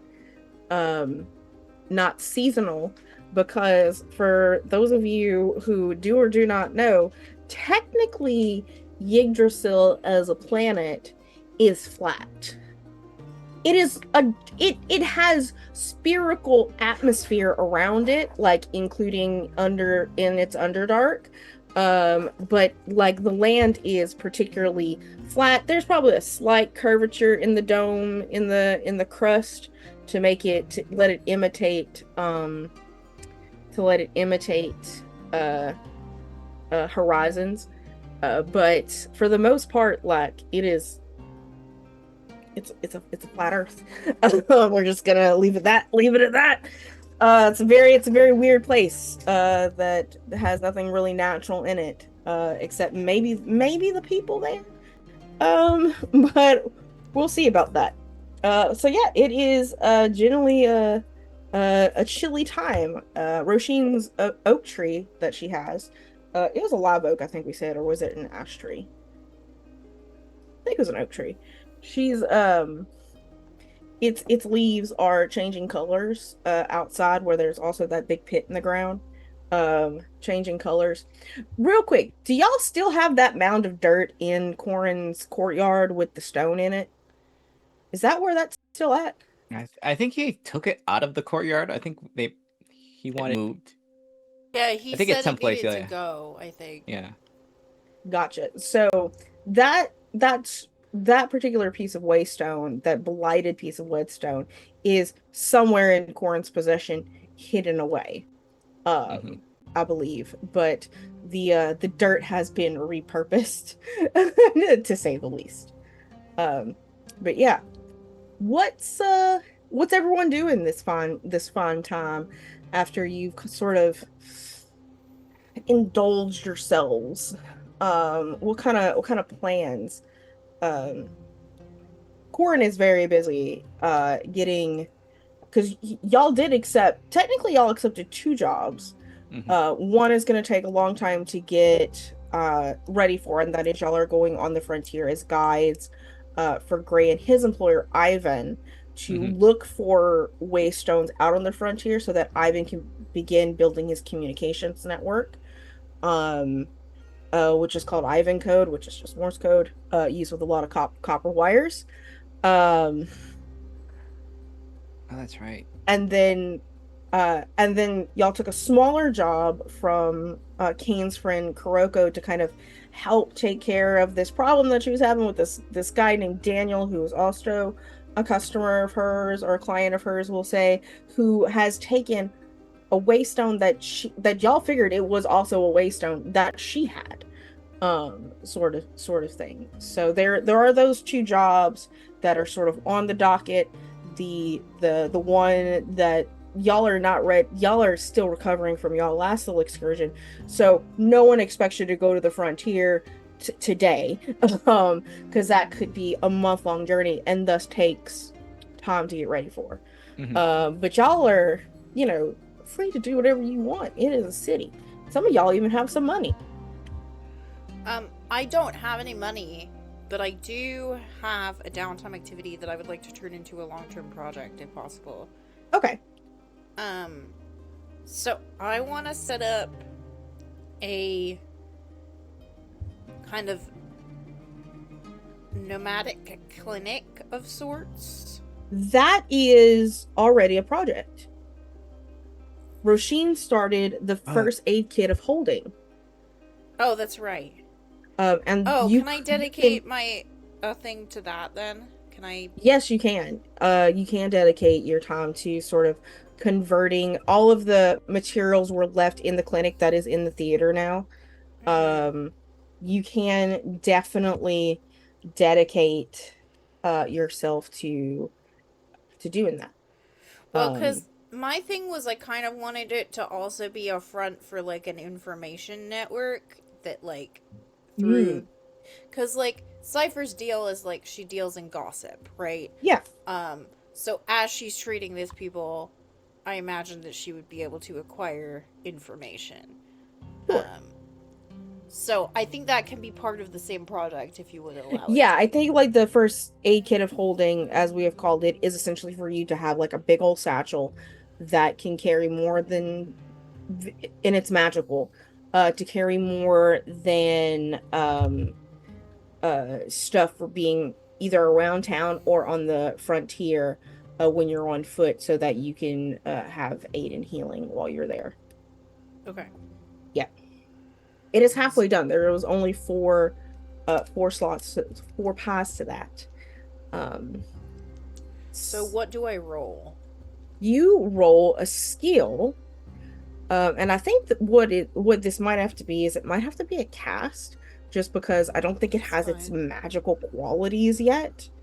So I think what we're kind of looking for now with it, because it's physically made, is to kind of give it some of its magical qualities that turns it into a bag of holding, specifically for medical supplies. Okay, so I have 3 in cast.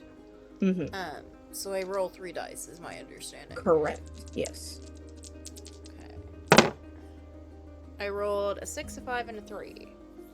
With that 6, you will fill out another slot to that. If you have critted, I would have given you 2, but you only got 1. But you do fill out 1 more slot to that. It would just take 1 more downtime action to complete it. Okay. Nice. Which we could let Roisin do when she gets here. She wants to do that since it's her project.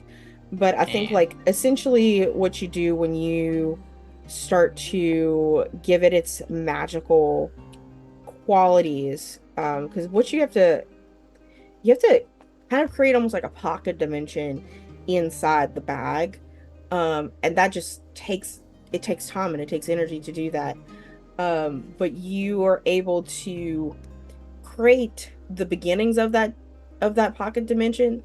And the problem that you have right now is that it's not very stable, in that like you test it out and you sort of like put something inside of it, like, you know, maybe you just put a rock inside of it and the rock vanishes inside the bag, but when you go to reach for it, you can't find it, so it still needs a little bit of tweaking.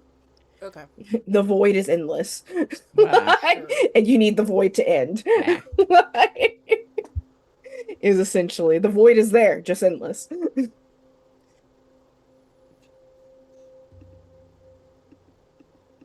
As you are working on that, because this is in the theater, I'm assuming, because your workshop is there, your clinic is there, and stuff like that. Cipher, you hear from kind of like on the other side of the wall the wailing of a child.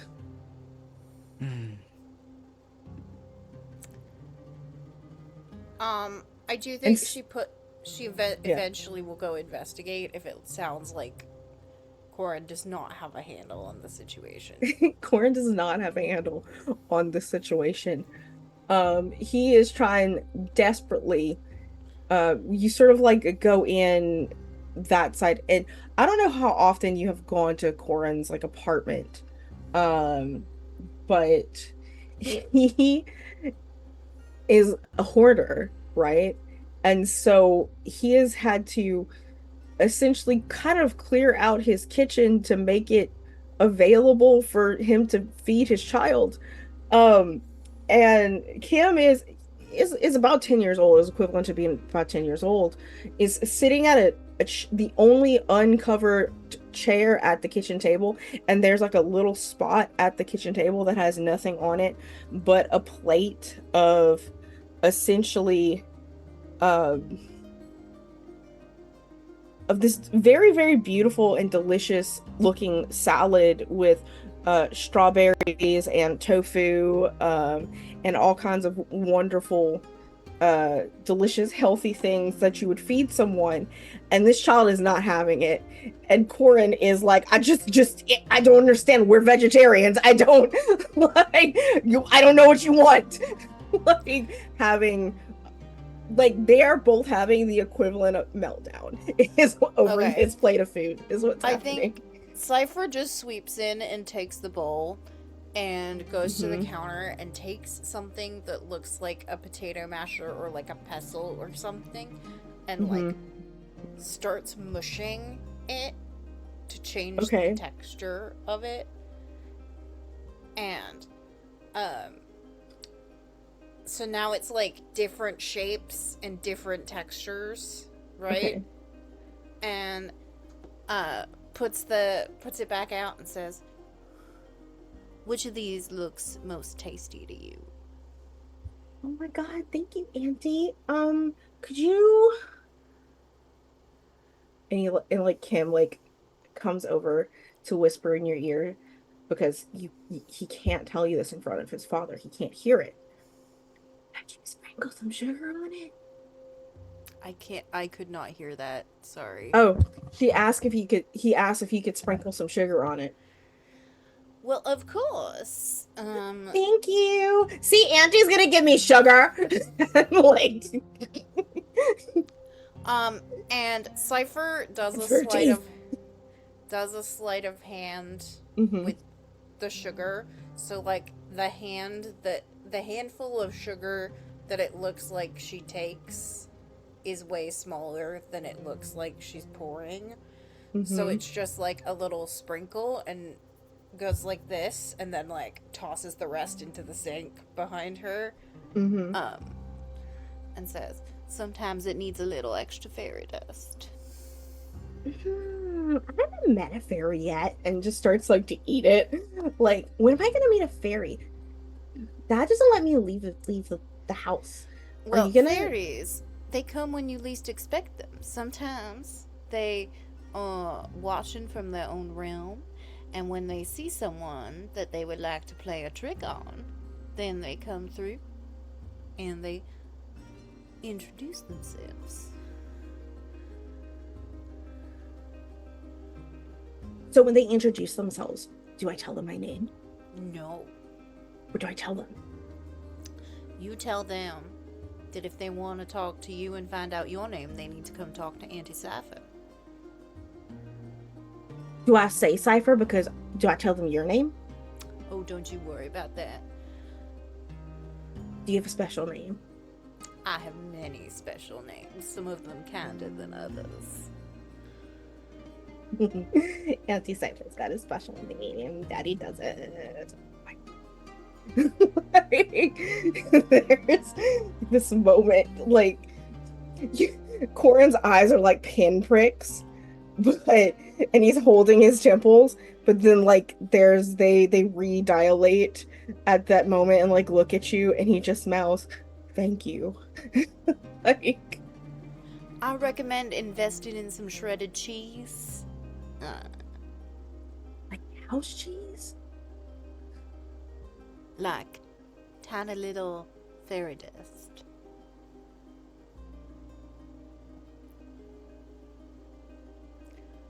I don't know. Okay. Are unicorns okay with dairy? I've never. Yes, we're fine with dairy. I just don't know if he's lactose intolerant. I'm lactose intolerant, so maybe he's lactose intolerant. But I wasn't lactose intolerant until I was about 120 years old. He's only... Well, I'm not versed I don't know how old he is. unicorn allergens, but it's worth coming up with a few things. Parsley, maybe, thyme. Okay.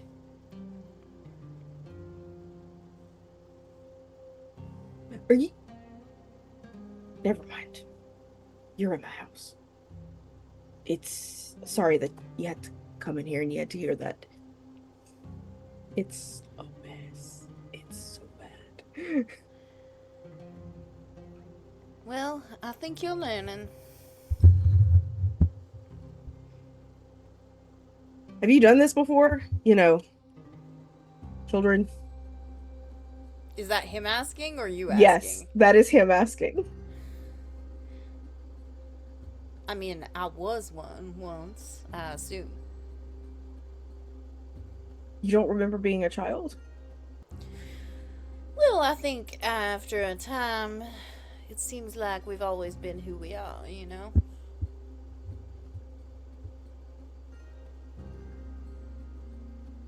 I remember being much shorter than I am now. I remember being really bad walking on ice. We gotta get you some skates. I don't need skates. I don't need to ever walk on ice ever again. And that's something in adulthood you have learned. Skating? Adaptation. I would like to skate. Can I skate? I would like to skate. I saw some people skating with these things that are like not on their feet. Well, it's still on their feet, but it's not like on each foot. It's like a paddle that they with wheels. Can I get one of those and skate on that? Maybe in a few years when you're a little more certain of your relationship to gravity. What's gravity? Exactly. Who would like to go next? With their action. I mean, technically it's Cain is the only one with a downtime action left. Because Tressa can't have one and Amon used his. I mean, okay, so I've got to go to the police station. We at least have one job that we got from Kuroko. Do you want to have that moment where you're given the card by a very overindulged Tressa? Yeah, I think there is a moment of like, you know what, we're done at the fighting pit. Tressa, I think, is moving something like that. I could move a box or two and then walk up to see just like wires and eldritch mechanical bits sticking out. And go, I think you also kind of like you come in and like she looks like this is when she comes. She has not come back since like getting that bar fight, so she looks like shit. hey, bud. Did You did you fall? Are you okay? Theater wasn't fun. Yeah. Then I had a little more ill-advised fun. I knew I shouldn't have made you that bracelet. The WWCCD. What would Cain and Cipher do? It's probably an ampersand somewhere in there. Maybe I should have went back to. Maybe I should have joined you for that thing. But you know what? That's then. This is now. And Okay. oh, that's. Had 2 constables stop by here, looking for you. Yeah. What'd you tell them? Tell them that you weren't here, and if there's anything I should tell you. So far, so good. Yeah, What- you're. Is there something I should know? Because you are looking a little bit tense. I mean, you just told me that there were officials looking for me. Did they ask for me by name? Oh yes, they did. Shit. Okay. Yep. That would put some tension. They also pointedly asked how often you were been down to the where you go at night. Yeah. That could also mean different things. It could. It most certainly could. They said establishment and Yeah. Your establishment, yeah. yeah. Well. Okay. Did they say that they were? Am I? Do I need to go on the lam? Do I need to get the next mode of transportation out of this place, or what? Oh, they didn't come in with weapons ready, or it was only 3 of them, so it seemed concerning. There's only but... 2. There's 2. Or 2. There's only 2. Yeah.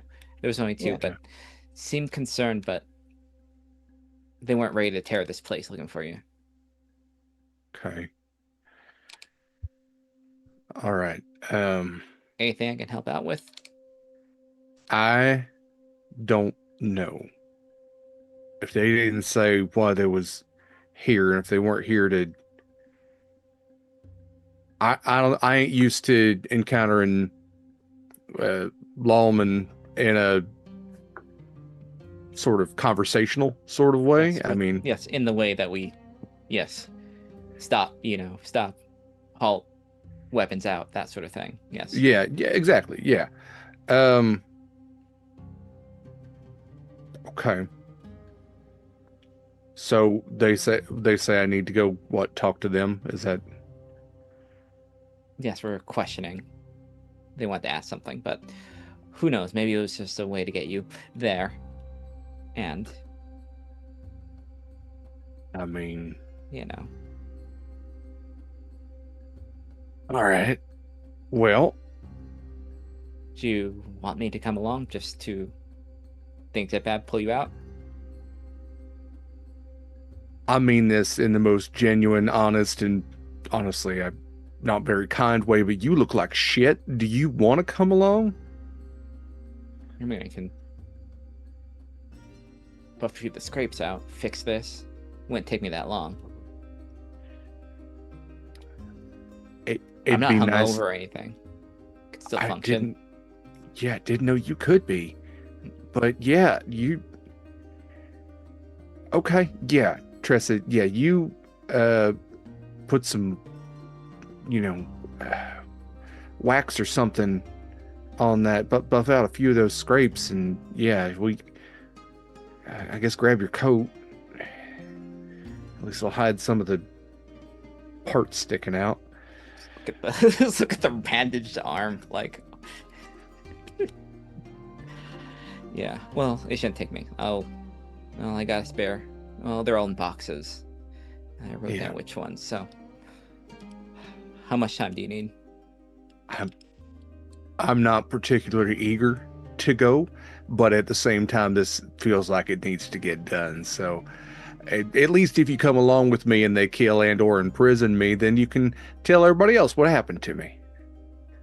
Looking on the bright side. All right.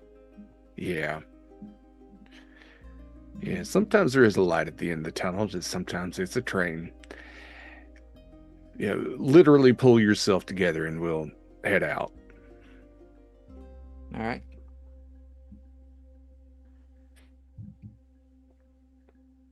So we're going to the police station? So the constables. Mm-hmm. Yeah, you were with Constable Fury and Denny, and you do have their card. Okay. They are partners, not partners in crime, but partners in let me look at very specifically, let me look at the factions. Huh? In the partners in law. Partners in law, yeah. Justice. They are there should be a constable guild here. Citizenry outskirts.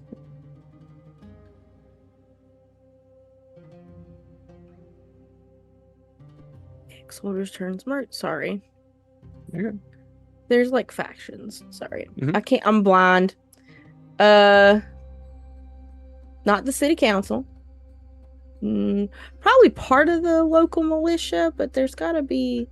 I was pretty sure there was just a constables group as well. If not, we'll just add it. We'll just say that there are constables, and we'll probably find it. Church of Friends, First Family, Pioneers, Inquest. Yep. All right. I mean, y'all have the local force, the constable station. They're you know, like everything in Blackstone, there is corruption within the politics of the force. There are, you know, corruption within the city council, all forms of government. This is not, everybody is here to make money, and this is just another way to make money, sort of thing. But if that is something that y'all want to go to this day, sure enough, Constable Fury would be out, but his partner, Denny, she's there if y'all want to speak with her.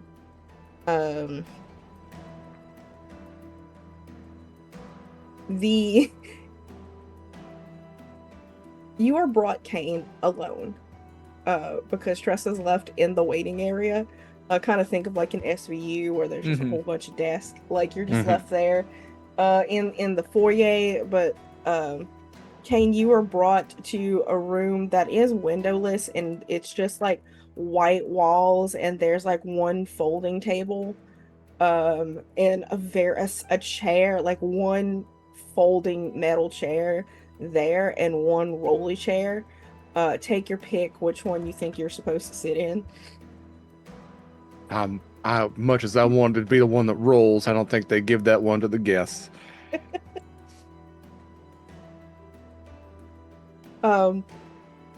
You sit there for what feels like a long time, like longer than you think you should be sitting there, just to answer some questions. And finally, Constable Denny, she walks in, and like I said, she is a darker, like a darkling, so she's like fairly Sealy court coated. She's got her hair slicked back in like a bun. There's like, she does have like dragonfly wings, so she, like, on her back, now that like her coat is off, like they are folded and they do sort of shimmer. And she does have a slight in her eyes, they're a little bit faceted inside, as well as, again, sort of like this very extra wide mouth that's a little uncanny, with some teeth that are sharper in other places. And she does, you know, take her seat, and she's like, "Mr. Cain, it's good to see you. Thank you for coming in. I hated to have chased you all over town." And she sits down in the rolling chair, when she has like a notebook and a folder, and she also just pulls out what looks like a kookaburra, and she sets it to the side, and she taps its head, and it opens up its mouth, and it's like, "This is going to be recorded."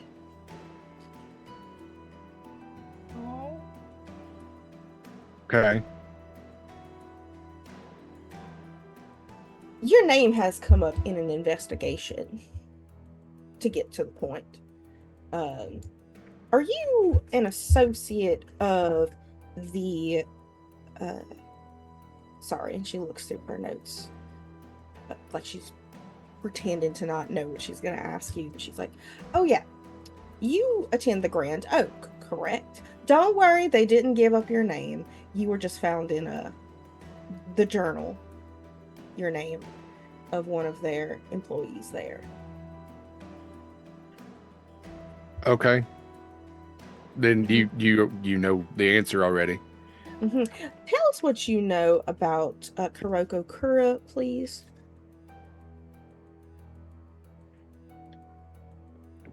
Not much.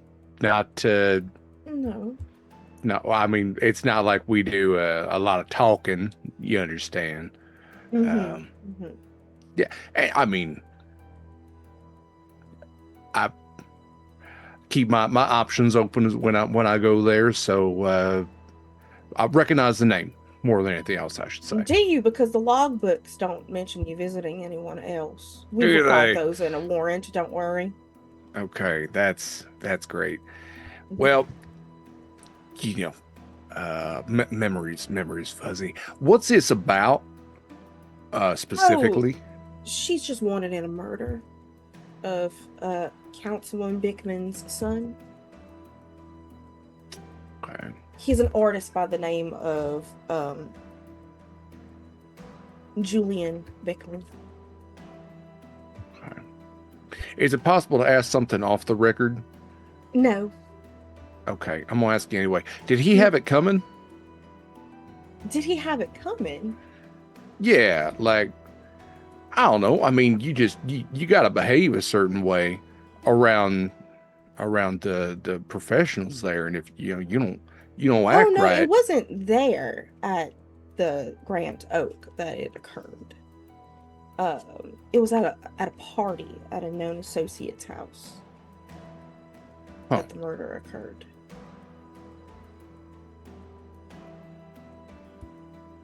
Have you ever attended a party at any of Kura's associates' homes? I feel like he dressed kind of like okay for this. It's not like he has super fine clothes, but he put on stuff that doesn't have blood on it. You know, he's got his autumnal coat on. It's got a little fur lining, but he looks at himself and goes, "No, I can't say. Maybe my invitations have gotten lost in the post. No, I ain't invited to any sort of soirees, shindigs, or otherwise celebrations at any sort of fancy houses. Thank you very much for the reminder." Mm-hmm. She's just writing stuff down. Mm-hmm. When is the last time you spoke with her? It was, I mean, it's been a minute. I've been busy. I've got a lot going on. Lots of irons in the fire, of course, and lots of theater work, right? You've been putting on some it's shows very there. busy. Mm-hmm. It's very busy. What happened to the roof? Structural integrity issues. The code was up to par. I'm not sure why there were structural integrities. I'll have to look into that for you.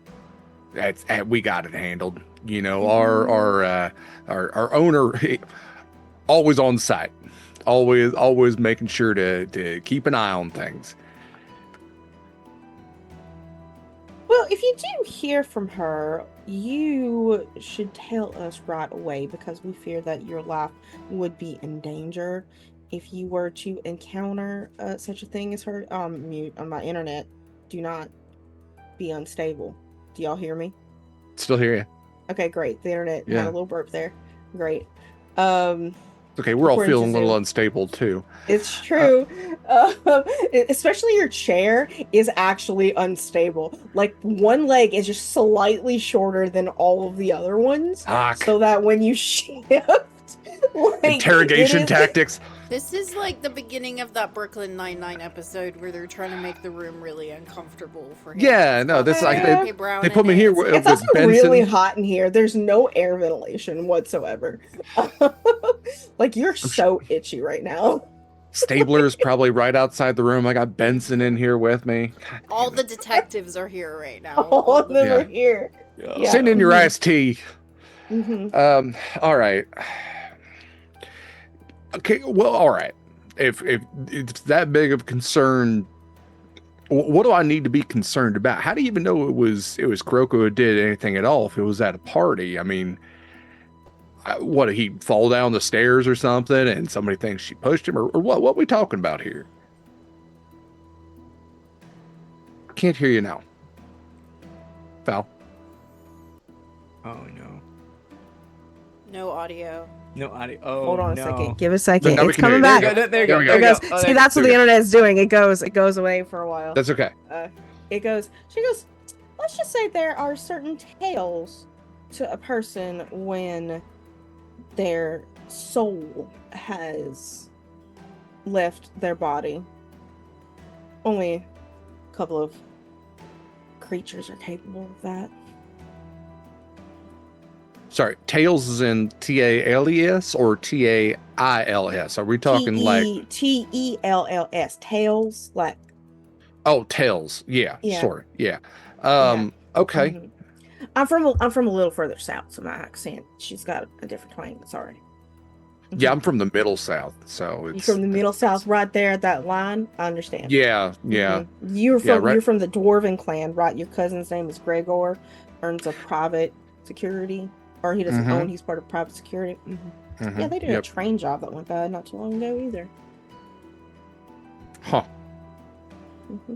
So small town, you know. But yeah, no, I'm right from that line where, you know, you got the Dwarven clans of Mason and Dixon, and so you get the right in there. But yeah, Well, chances are, I believe that she was relatively new in town. She probably cut and run. I doubt you're ever going to see hide or hair ever again of that little lady. Yeah, not many places she can run to. But thank you. But if you do see or hear anything from her, you will tell us right away. Correct, Mr. Cain? Why not? And she, she has that corner of her mouth lift up into like this smirk with those really ungodly sharp teeth. And she's like, yeah, why not? Anyway, thank you for your time. Of course. Thank you for yours. You should get this this chair looked at. It's mighty uncomfortable to sit in, and also it's warm in here, and just y'all need better upkeep. I think if you're just going to be talking to innocent folk such as myself. No, we're not the Two Seasons. Yeah. All right then. Just go to walk for the door steadily. Like keep an eye on her. Like she gonna arrest follows me. you. Yeah, Okey she doke. follows you out. Yeah, and guides you back to the Oh, everyone's frozen for me. Come on, internet. Still going. We can hear you. There we go. We can hear you Great. fine. Yeah.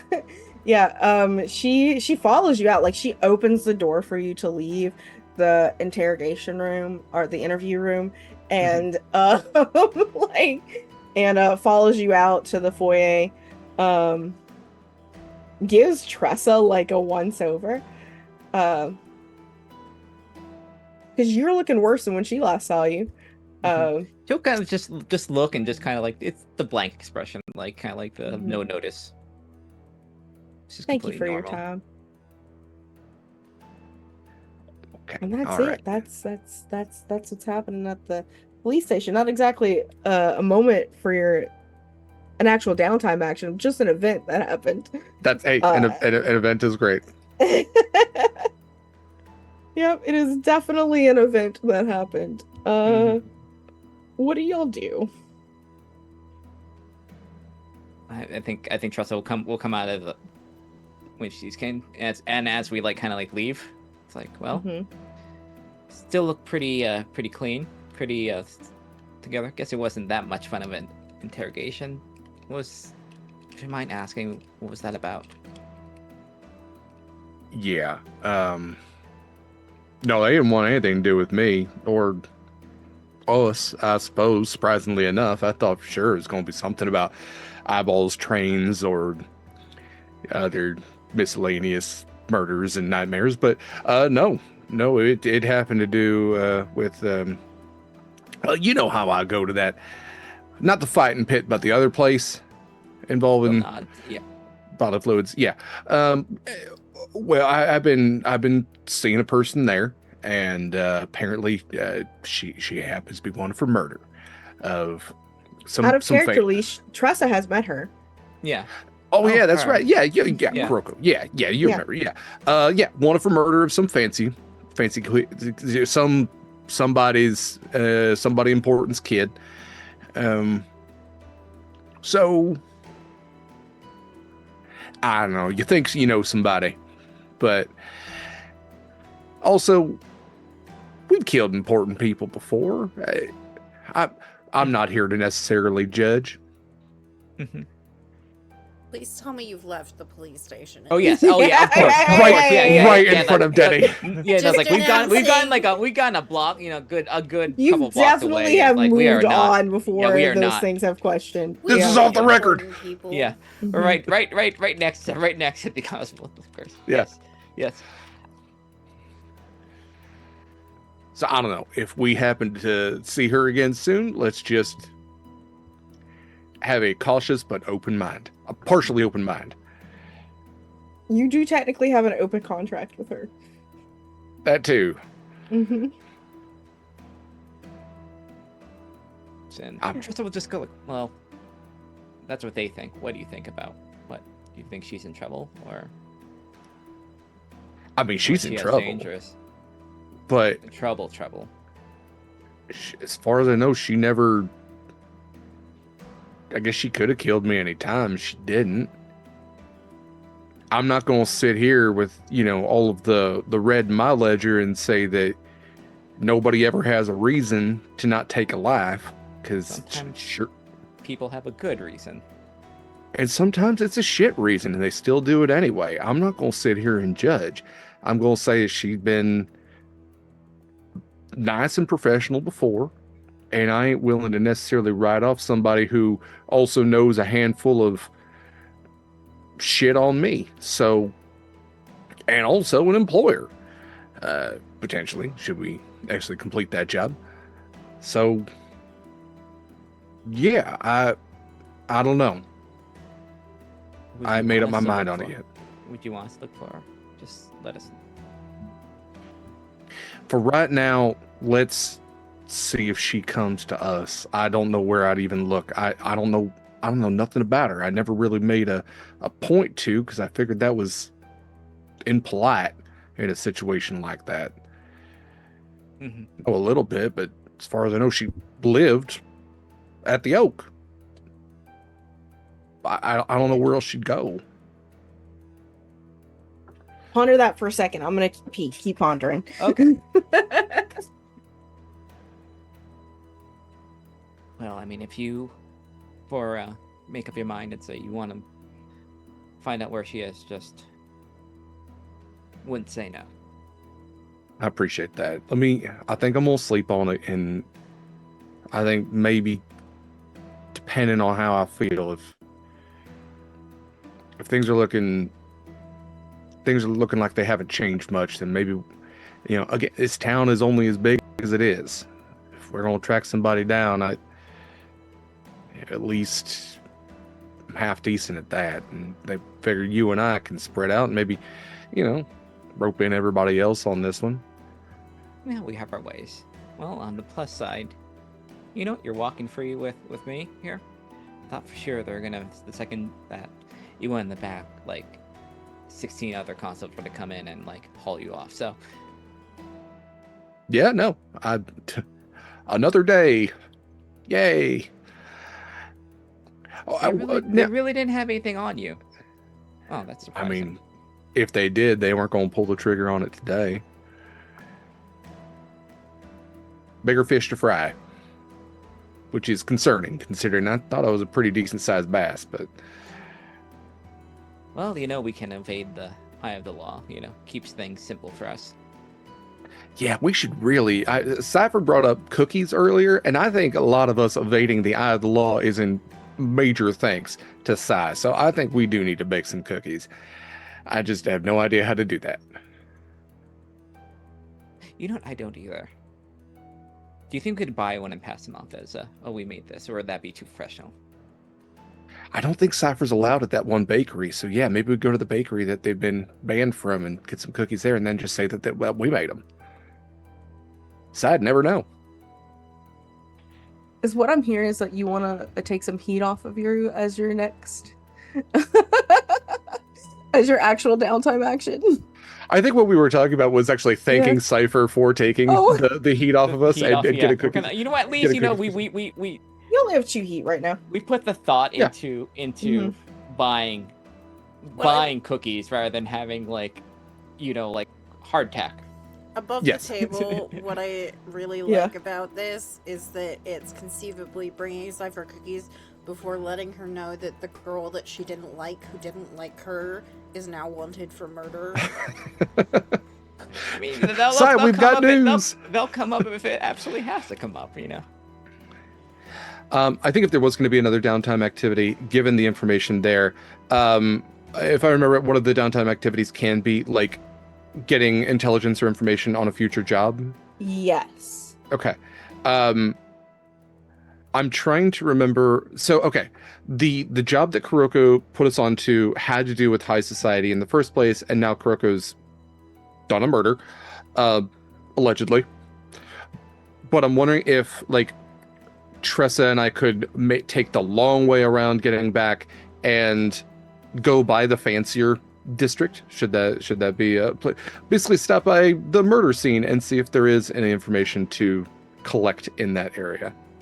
You could, in fact, go to the. You can go to the, because she didn't tell you which associate it was. Right. But you kind of have a feeling, right? You can absolutely go to the fancier district and find and see if there is a, looking at our time here, looking at a, where you could find at least the house that the party took place at. Yeah, especially because she said Denny said that the person killed was an artist. Mhm. I know that Kuroko's job had to do with a weird ass painting. So there's like loose threads that are Yeah. kind of lining You up. know what? Yeah. Yep, an artist named Julian. The son Julian of Bickman. the Yeah. son. He's the son of a councilman Bickman. Oh. On the city council. I have an above the table question because I don't remember. Mhm.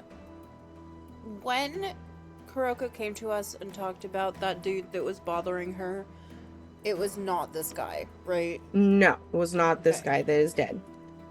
Okay. That guy's name is Daniel.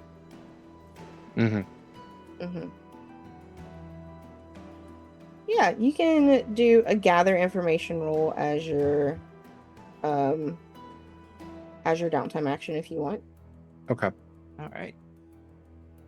Let's see. How would you like Okay. to go about this? Where we see what Amon is up to. I think with Tressa coming along, go around to like where he can kind of piece together that the murder probably happened, and if it is recent enough, like it's going to be somewhat obvious in the sense that there still might be constabulary around. There might be even be people grieving, in higher society. There's a tendency to like everybody wears black when one of their own passes away, and it can be somewhat performative to a certain degree.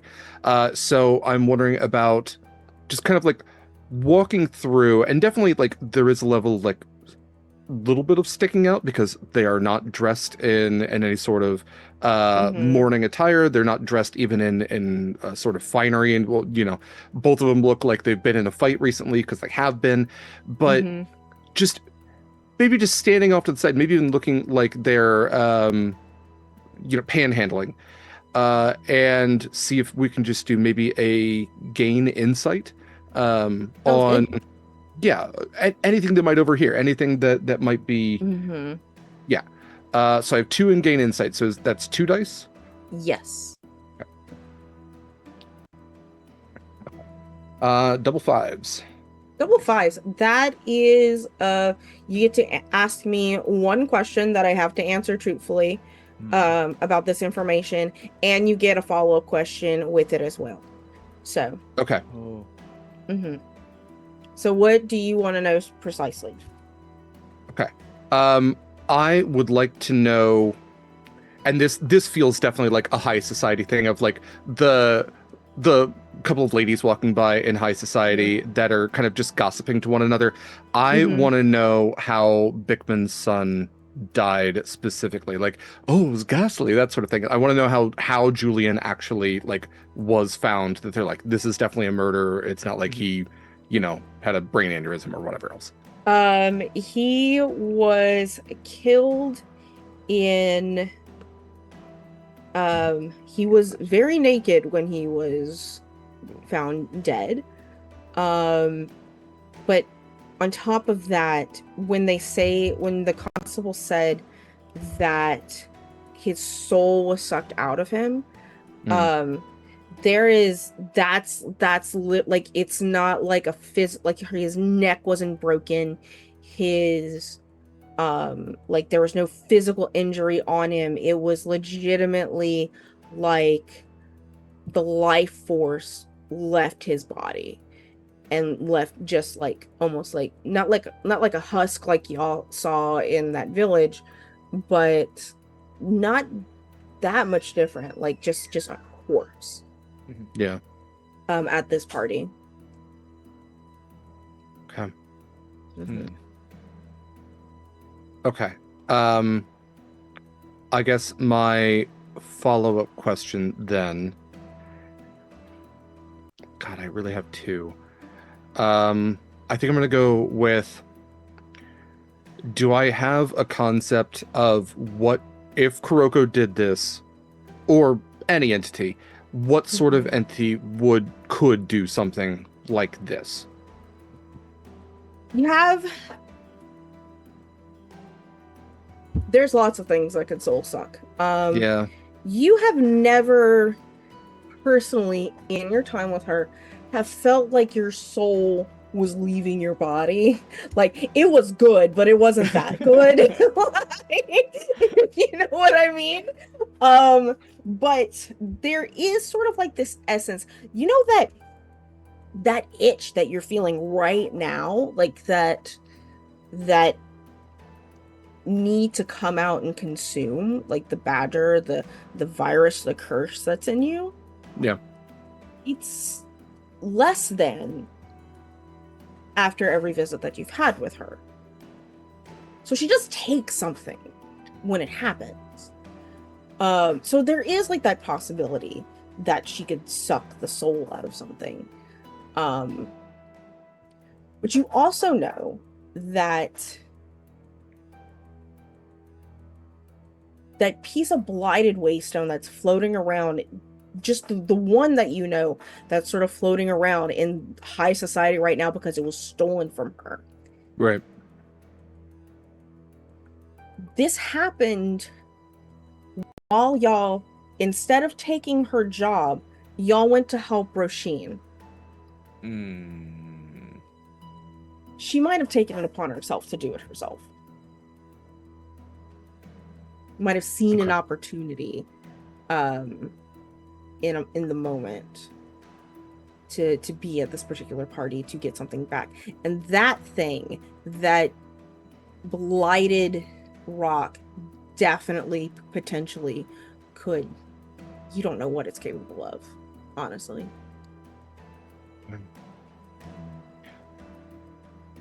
All right. My other question, and this is what I'm going to go is with an assumption, and not necessarily know, but my assumption is that Kuroko hasn't left town, much to the point that Denny made of like, where's she going to go?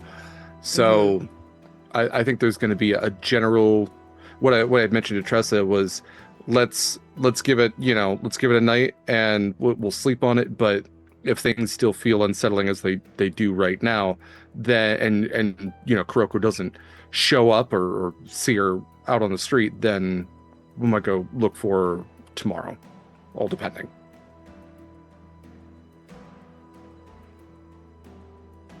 Yes, we can definitely scour the, especially at night. Something might pop up. Or yes, you might find you. Yeah. Not necessarily in a threatening way, but in a way that maybe she needs help.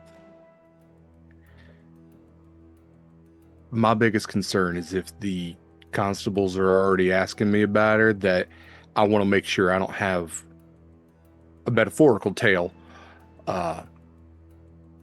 in case she does. So that's why I won't give a little bit of time. I worry that, as careful as I'm going to be, if I go looking for her right now, there might be somebody behind me waiting for me to find her so they can find her as well. Of course, good thinking. Apparently she wrote about you in her journal. So you do also have that information that was sort of what she wrote about you, whether it was just log books with names or if it was a personal journal, you don't know, but she did write about you in her journal. So to the point where it, like, the establishment didn't give up your name, like you, or at least that's what the cops say, if you want to believe them. But it's also really bad for business. But an investigation occurs, information can be found, sort of thing. And you know that because y'all do investigations, as you do. Amon, what are you doing, friend? This fine evening. Well, we'll see how fun it is by the end of the evening. I think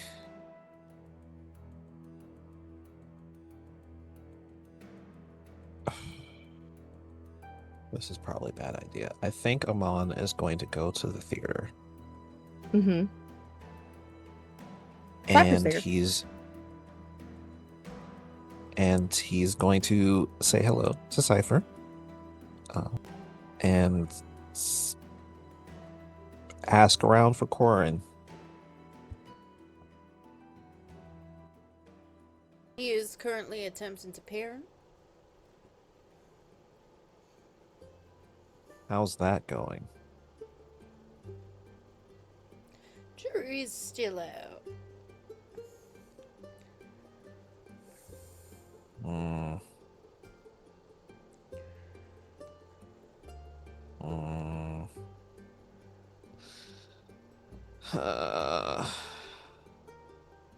I got something I want to ask, and kinda. I don't think I should let it sit. On a scale of like 1 to 10, with like 1 being like a standard human child that's in a good mood, and 10 being this little shit throwing a tantrum. How bad is it up there? Been throwing any tantrums lately. I've gotten all the eyes I could eat. I mean, I did just sprinkle a small amount of sugar on their salad, so maybe you want to get there before the sugar crash. Got it. I don't know how sugar affects Kim's physiology. It's just sugar. That's what you think, right? Yeah. Some Nephilim, you know, if there was like a... Not me, but some Nephilim, when they have too much sugar, it's just like glowing and it's a whole thing. Really? Yes. All right. I'm going to pop in and out real quick before the glowing gets started. And Amon will make his way and knock on the door. Hey, can I talk to you about something real quick? The door sort of cracks open and you see Corin. He's like kind of standing there with his eyes and he looks over. He's so paranoid since he almost got murdered. And he slides out of his apartment very, very quietly and like closes the door very, very quietly. Like, you know, like how you hold the handle before you, instead of that sort of thing. And he's like, other side of the room. That kid's got ears like a horse. Can hear, I mean, obviously can hear anything. You know, sort of, but it's fine. I've got a magical baby monitor. Do you need baby monitors on 10-year-olds? I don't know. But y'all kind of go to, kind of like, almost, you know, where Corin takes most of his appointments, on his crate throne. Like, and he sits down and walks past Cipher, sits down, go to his throne, rubs his face, like sits back. How can I help you?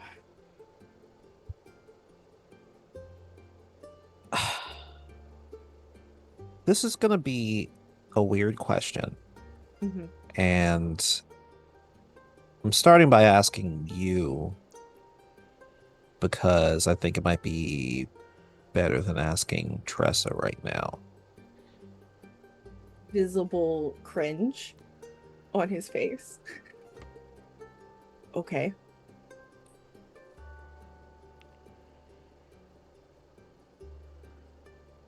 How...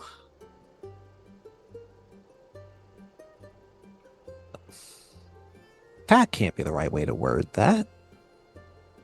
Narrows his eyes. So sus right now.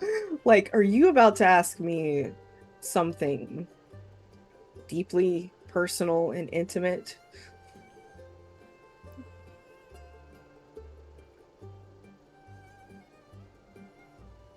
Is he frozen or am I frozen? Oh. I can hear you, Val. I think, Okay. but I can't see Gilly. Oh no, Gilly's moving. Okay, I can see Tressa. Okay. I think it's Ark. I think it's Ark. Yeah. Oh no. Okay. I think it's Ark in that moment. Okay. Like, It wasn't you this time. wasn't me this time. think it's Ark at Okay. this moment. We'll That give makes it the even funnier. That's that really. makes it even. Oh my he's god. gone. That's okay. Oh, Oh no, it's okay. Okay. They got him. Oh, that was. They got him. that It's was- Carl. He ate him. Oh That man, was really funny timing. I'm like, oh. the tech gremlins today have been Oh out my for God. blood. Carl has been unleashed. Carl, what did you do? Carl did not want any information to come out. That's what. It's Yeah, okay. he was gonna take us to a quick break real quick. Yeah, we're gonna go to a Yeah. quick break. Yeah. Hi, we're back. It's okay. Carl claims no responsibility for that malice. He's lying. So, to reset the scene where we were, we have Amon. You have come to talk to Corin. Cipher is technically in the same space, probably on the other side of the crates in her own office. You were in Corin's office, which is just a piece of the storeroom that he sits on his crate throne. And you're like, I don't know if there's a right way to ask this. And Corin, before you were cut off, asked you, are you about to ask me a very intimate and personal question about my life right now, Amon?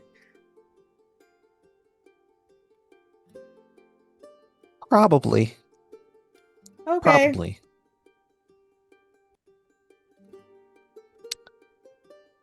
He waves his How hand. much- Just get on it. Yeah. How much do you know about Tressa's, not Tressa's? Oh, okay. From a purely physiological standpoint, do you understand how bodies that are similar to, but certainly not exactly Tressa's, operate functionally?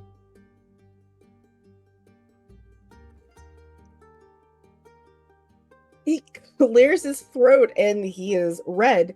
That is definitely very deep and personal.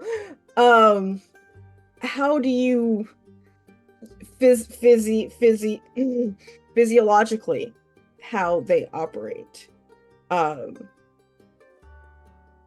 Like the biomechanics. Like Are they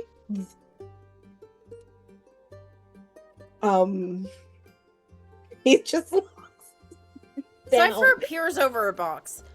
Are you talking about the arm? yes. I mean, among the other arm. things. Okay. Arm would be a great place to start. I just, I don't understand like the we can musculature or the connections. definitely start about arms and not about the things that I am familiar with about their physiology in other regards. Like, This may already have been wrong. yeah. In what context do we need to talk about? Do we want to fix her arm, right? That's what we're talking about. Yeah, I think that Mhm. seems to be like pretty high on my priority list. And if I've just kind of figured maybe you might know something, but not just not just for like fixing her arm necessarily, but like if anything else got damaged, like if she had like a real bad like bump to her head, like would she lose her memories? Like I don't even know where her memories are stored, and and how that like Where anyone's memory interacts with things. stores in our thought cage. Whew. That's how that works, right? I don't know if I like the way that you described that, honestly. Thought cage? Yeah. That's got implications. Oh, it's just I don't know. I heard it once from someone, and it just stuck with me. They described it as a thought cage, and I don't know. It sounded neater than just saying it's all in my head. It's all in my thought cage, I think thought cage implies a degree of like trapping. that I don't like to associate with But what's also, you inside can my open head. it up and which is just your mouth, and your thoughts come out of them, and then your thought mouth. Right, but usually Thought you gate don't want is your things to mouth. be caged. You want to. When I think of cages, I think of freeing people, places, things from cages. I also think of keeping bad things in cages. You look at Carl. 100%. Yeah.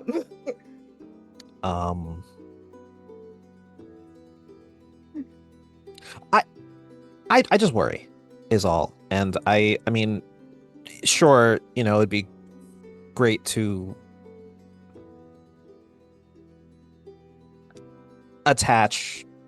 fix Tressa's arm, but like if something else were to go wrong, like I would love to be able to help with that, I've never made a construct myself. They're not completely unknown to Blackstone. The dwarves do tend to have their own as well.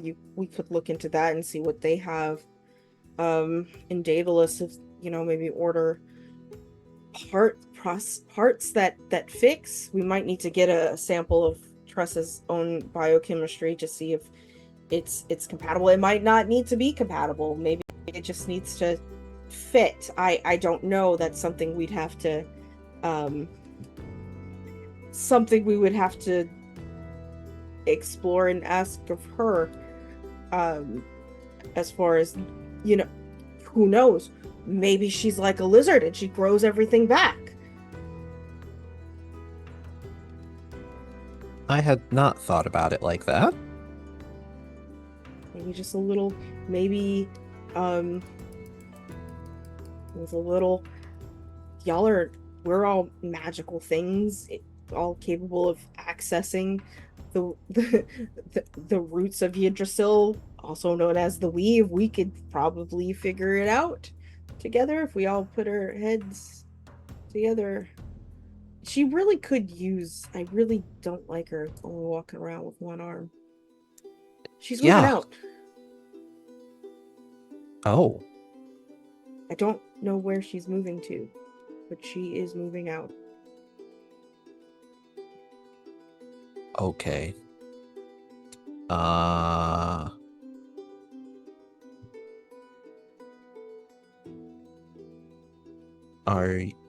you okay with that? Yes, I am so okay with it. I'm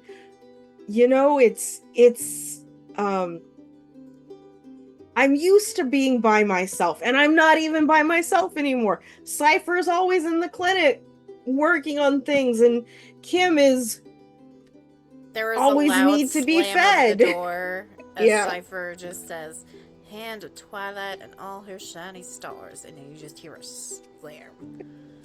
A cringe as the door slams. Get is sleeping. Why are you bringing this up, Amon? Is there... What's going on? Just like I said, I'd really like to make sure that I have a good, solid, working grasp of the 100% only of the technical necessities of what it would take to... This is so weird. I really just want to I'm gonna need you to make a roll, fix buddy. what's broken. Out of character. Yeah, I know. need you to make I a roll. know. I just... the outcome is what it is. This was 100% going to be a when, not an if, sort of situation. Now, if only you're lying, so that's a manipulate. Yeah. Like, I don't think that he's lying very well, personally, but he's not. He's so nervous, but you're always nervous because there's always a demon baby on your shoulder. So yeah. From one Okay. father to another, how do you feed them? Not well. Not Yeah. well. They always want to eat the weirdest things. Sugar salad, apparently. Ugh. Oh, And this is I'm sorry. This is A gonna be a manipulate. Yeah. manipulate. Okay, cool. That's very helpful. Who's got So, two because thumbs? you don't have anything in it, so you roll 2 and you take the lowest. Uh-huh. You can push yourself for 2 extra stress to get a dice. If you want. I just cleared those stress. I know you did, but you could push yourself. Carl can help with the deal. no, Carl. No, Carl. I No, Carl. I can't involve Carl in this. No. He wants to. He's whispering in your ear that's to why. do it. Yeah. Okay. He's telling you how bad you are at lying. Like, I am going to take the 2 stress, so I can roll just a single die. And I'm going to pray to whatever the anti-Carl is. Okay. Not great. That's a 3. yeah, that's a 3. I think at that, as you're trying to lie and he's asking you, like, what do you mean? He will stand. And sometimes it's hard to, like, remember that as a unicorn, as a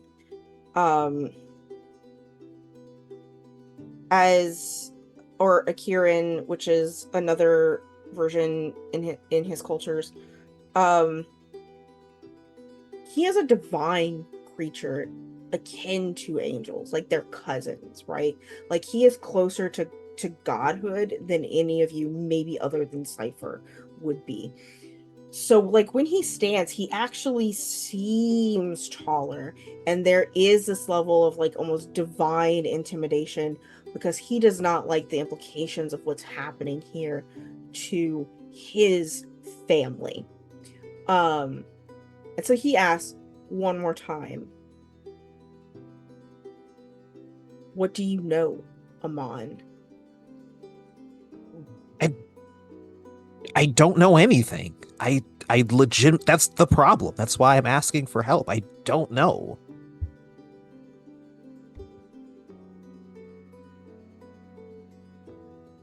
I don't know. What Okay. is having you ask this? Why are you asking me this? It's not about her arm.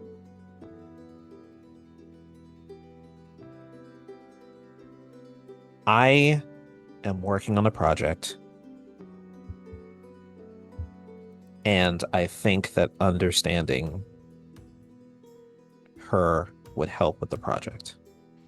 And I promise you, I would have asked her instead of you if things hadn't have turned out the way they did in the past couple weeks. I just thought I could maybe get the ball rolling and get started and then get the finer details from her afterward, but You are a squirrely little man.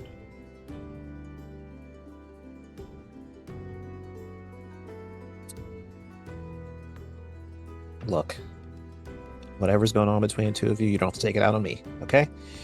And Amon will turn and shuffle out the door before Corin can ask any more questions. You're met with cookies. And with that, I think it is like a very shuffling, very nervous Amon. You are met with Cain and Tressa after they have come with baked goods. Because this always goes well for you, for your group. I think and y'all sort of seeing each other in that moment, both with all kinds of things going on your faces. We will end today's session. Hey everyone, thanks. Thank you, Val. Yeah. Thank you in the audience for joining us for the season 2 premiere of Nightmares on the Frontier. I am Derek Sword. I have not been your GM for this game. That's been the incredible Valdrianth, who also did the artwork that you see on screen, as well as on all of our promotional materials. Very special thank you to them.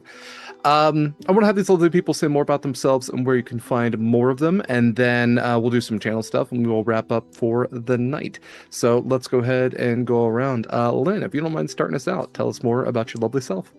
Oh, it's happy to be back playing this game. Hey everybody, I'm Lynn.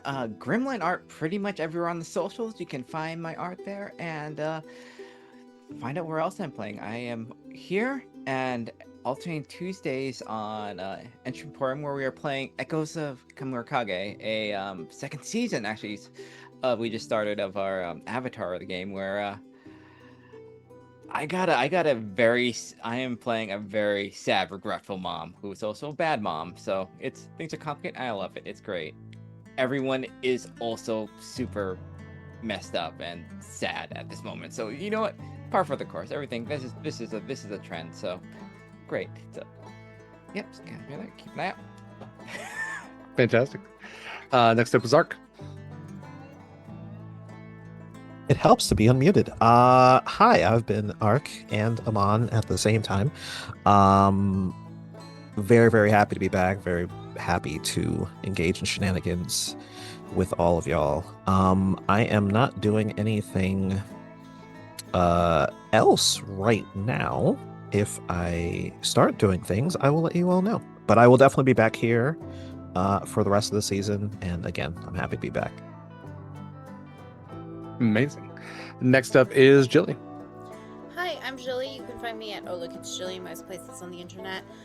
This fall, I'm going to be doing a bunch of stuff that I will talk about, but my only, I think, TTRPG streaming will be at the moment here. As more develops, I will let you all know. Also, I am editing Machines of Bone and Blood, which is a 5e supplement book that is going to come out in 2027. It's a follow-up to Songs of the Spellbound Sea, which I copy edited. And this one is, the subtitle is Industrial Adventures in 5e, so you know that it's gonna be a good time. It got to like 144,000 on Kickstarter, so we're making it. It's happening. We unlocked a bunch of stretch goals. I will also be at Dragonflight this weekend if you're in the Pacific Northwest. This coming weekend, I will be running 5e in some configuration. So if you're there, come say hi. Wonderful. I would typically be next. I'm Derek Sword, who's he and pronouns. I do have socials, but I'm gonna plug all Sword and Keys stuff here at the end. So, Val. Hi everyone, I'm Val. It was a pleasure to be back. I've been having so many showers about this game, just sitting there thinking about it, like, oh, what am I gonna throw at them next? And it was a great time. As far as what I do, where you can find me, you can of course find me over on my Twitch channel at Valdrianth. YouTube is Valdrianth TTRPG. The things that I have going on, I actually have a lot going on. This Friday, so in a few days, and every other Friday is going to be our Avatar game run by my friend Arnica called Smoke and Ashes. It takes place immediately as the Fire Nation attacks and is committing genocide amongst the Air Nations, and our group is essentially trying to navigate that on a very, very old air bison. So tune in for that. It's going to be great. I play a bloodbender that might become a trauma surgeon. So that's what he's going to use his bending for, sort of thing. It's great.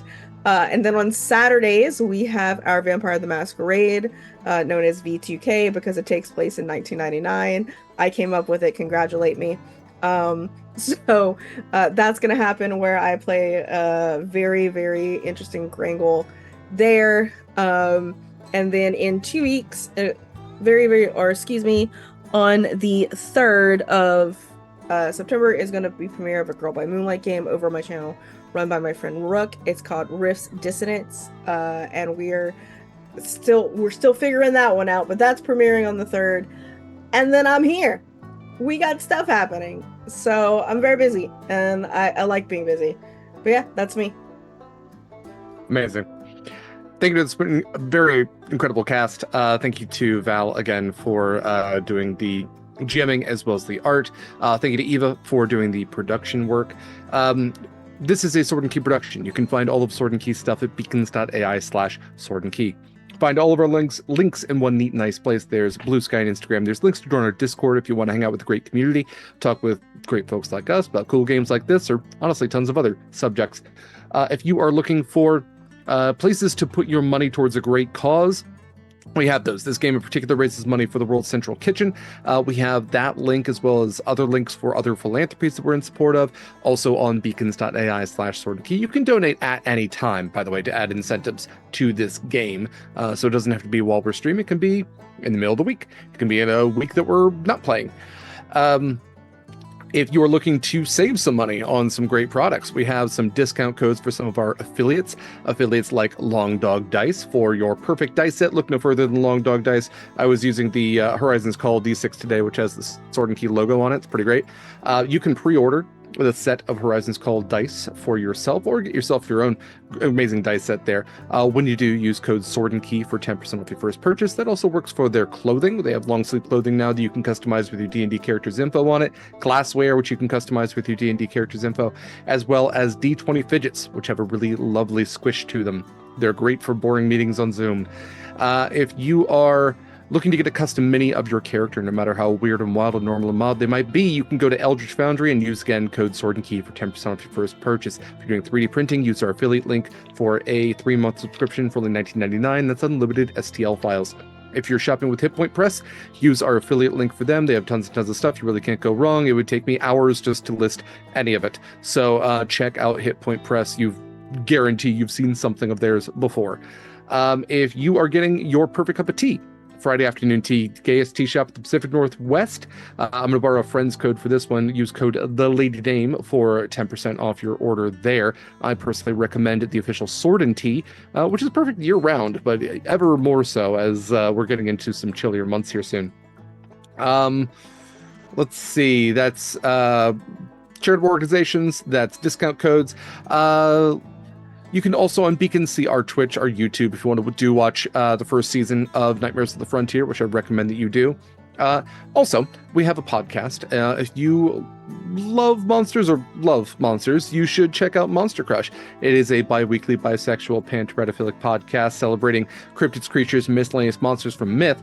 It's a podcast I do with now 2 of my friends, LD and Shadow, as we are making our twosome into a threesome to talk about some monsters. So we do have a new episode coming out this weekend, probably Monday at this point.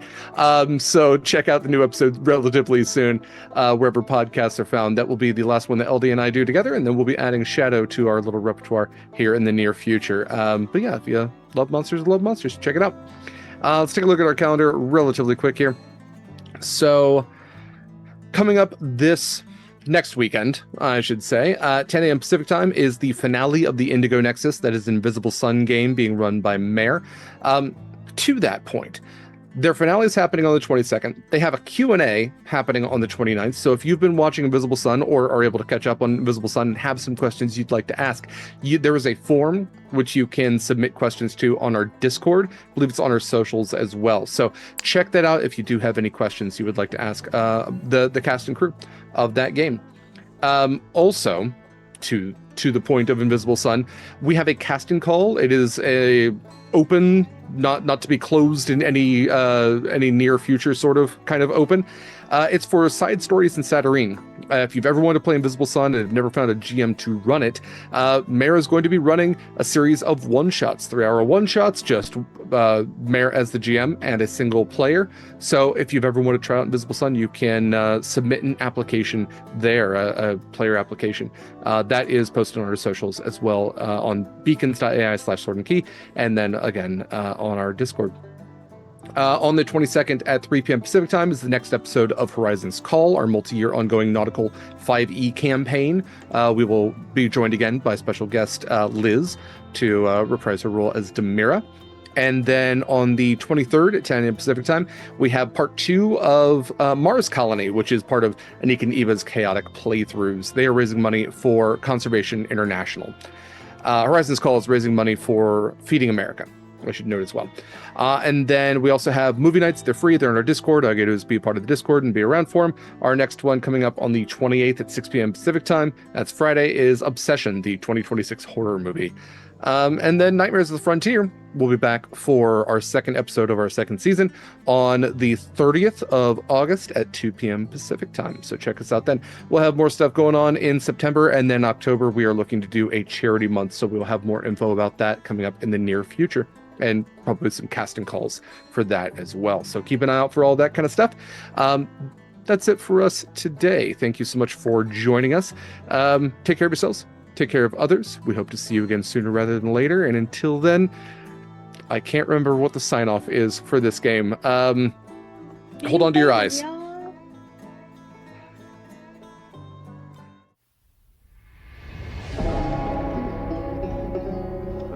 the bellows blow.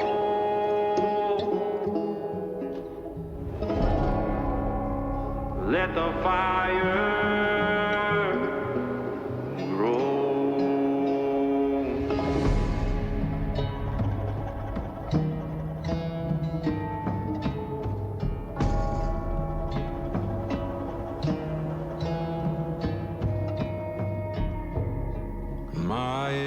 are worn, my steel runs thin. It's been way too long since I felt your kiss.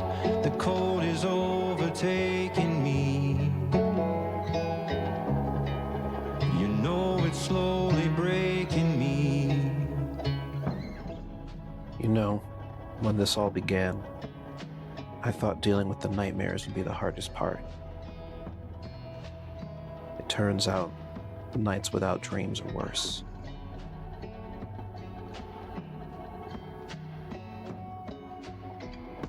My former employer? Well, let's just say we didn't part on the best of terms. Now I found something new to believe in, a new ethos, if you will. Spend long enough in the shadows, you can forget what the sun feels like. Then it burns you, so there's that.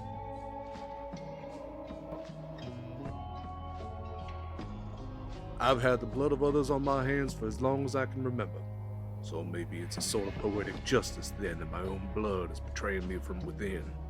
Maybe there's something out there for me. A cure, perhaps? Maybe not. One certainty that I live with is that one way or another, the bleeding always stops. I find myself on the frontier, with no history nor memory. As an act of chance or providence, I was found abandoned in a box by this crew, and now I run with them. Mainly because I have no other place to go, and maybe they can help this construct find answers to her missing past. My name is Roisin. I am a scion of the growers. This world is dark and violent. It's deadly, unforgiving in places. I like to see the light in that world, the bright spots, and when I don't, I add glitter or sparkles.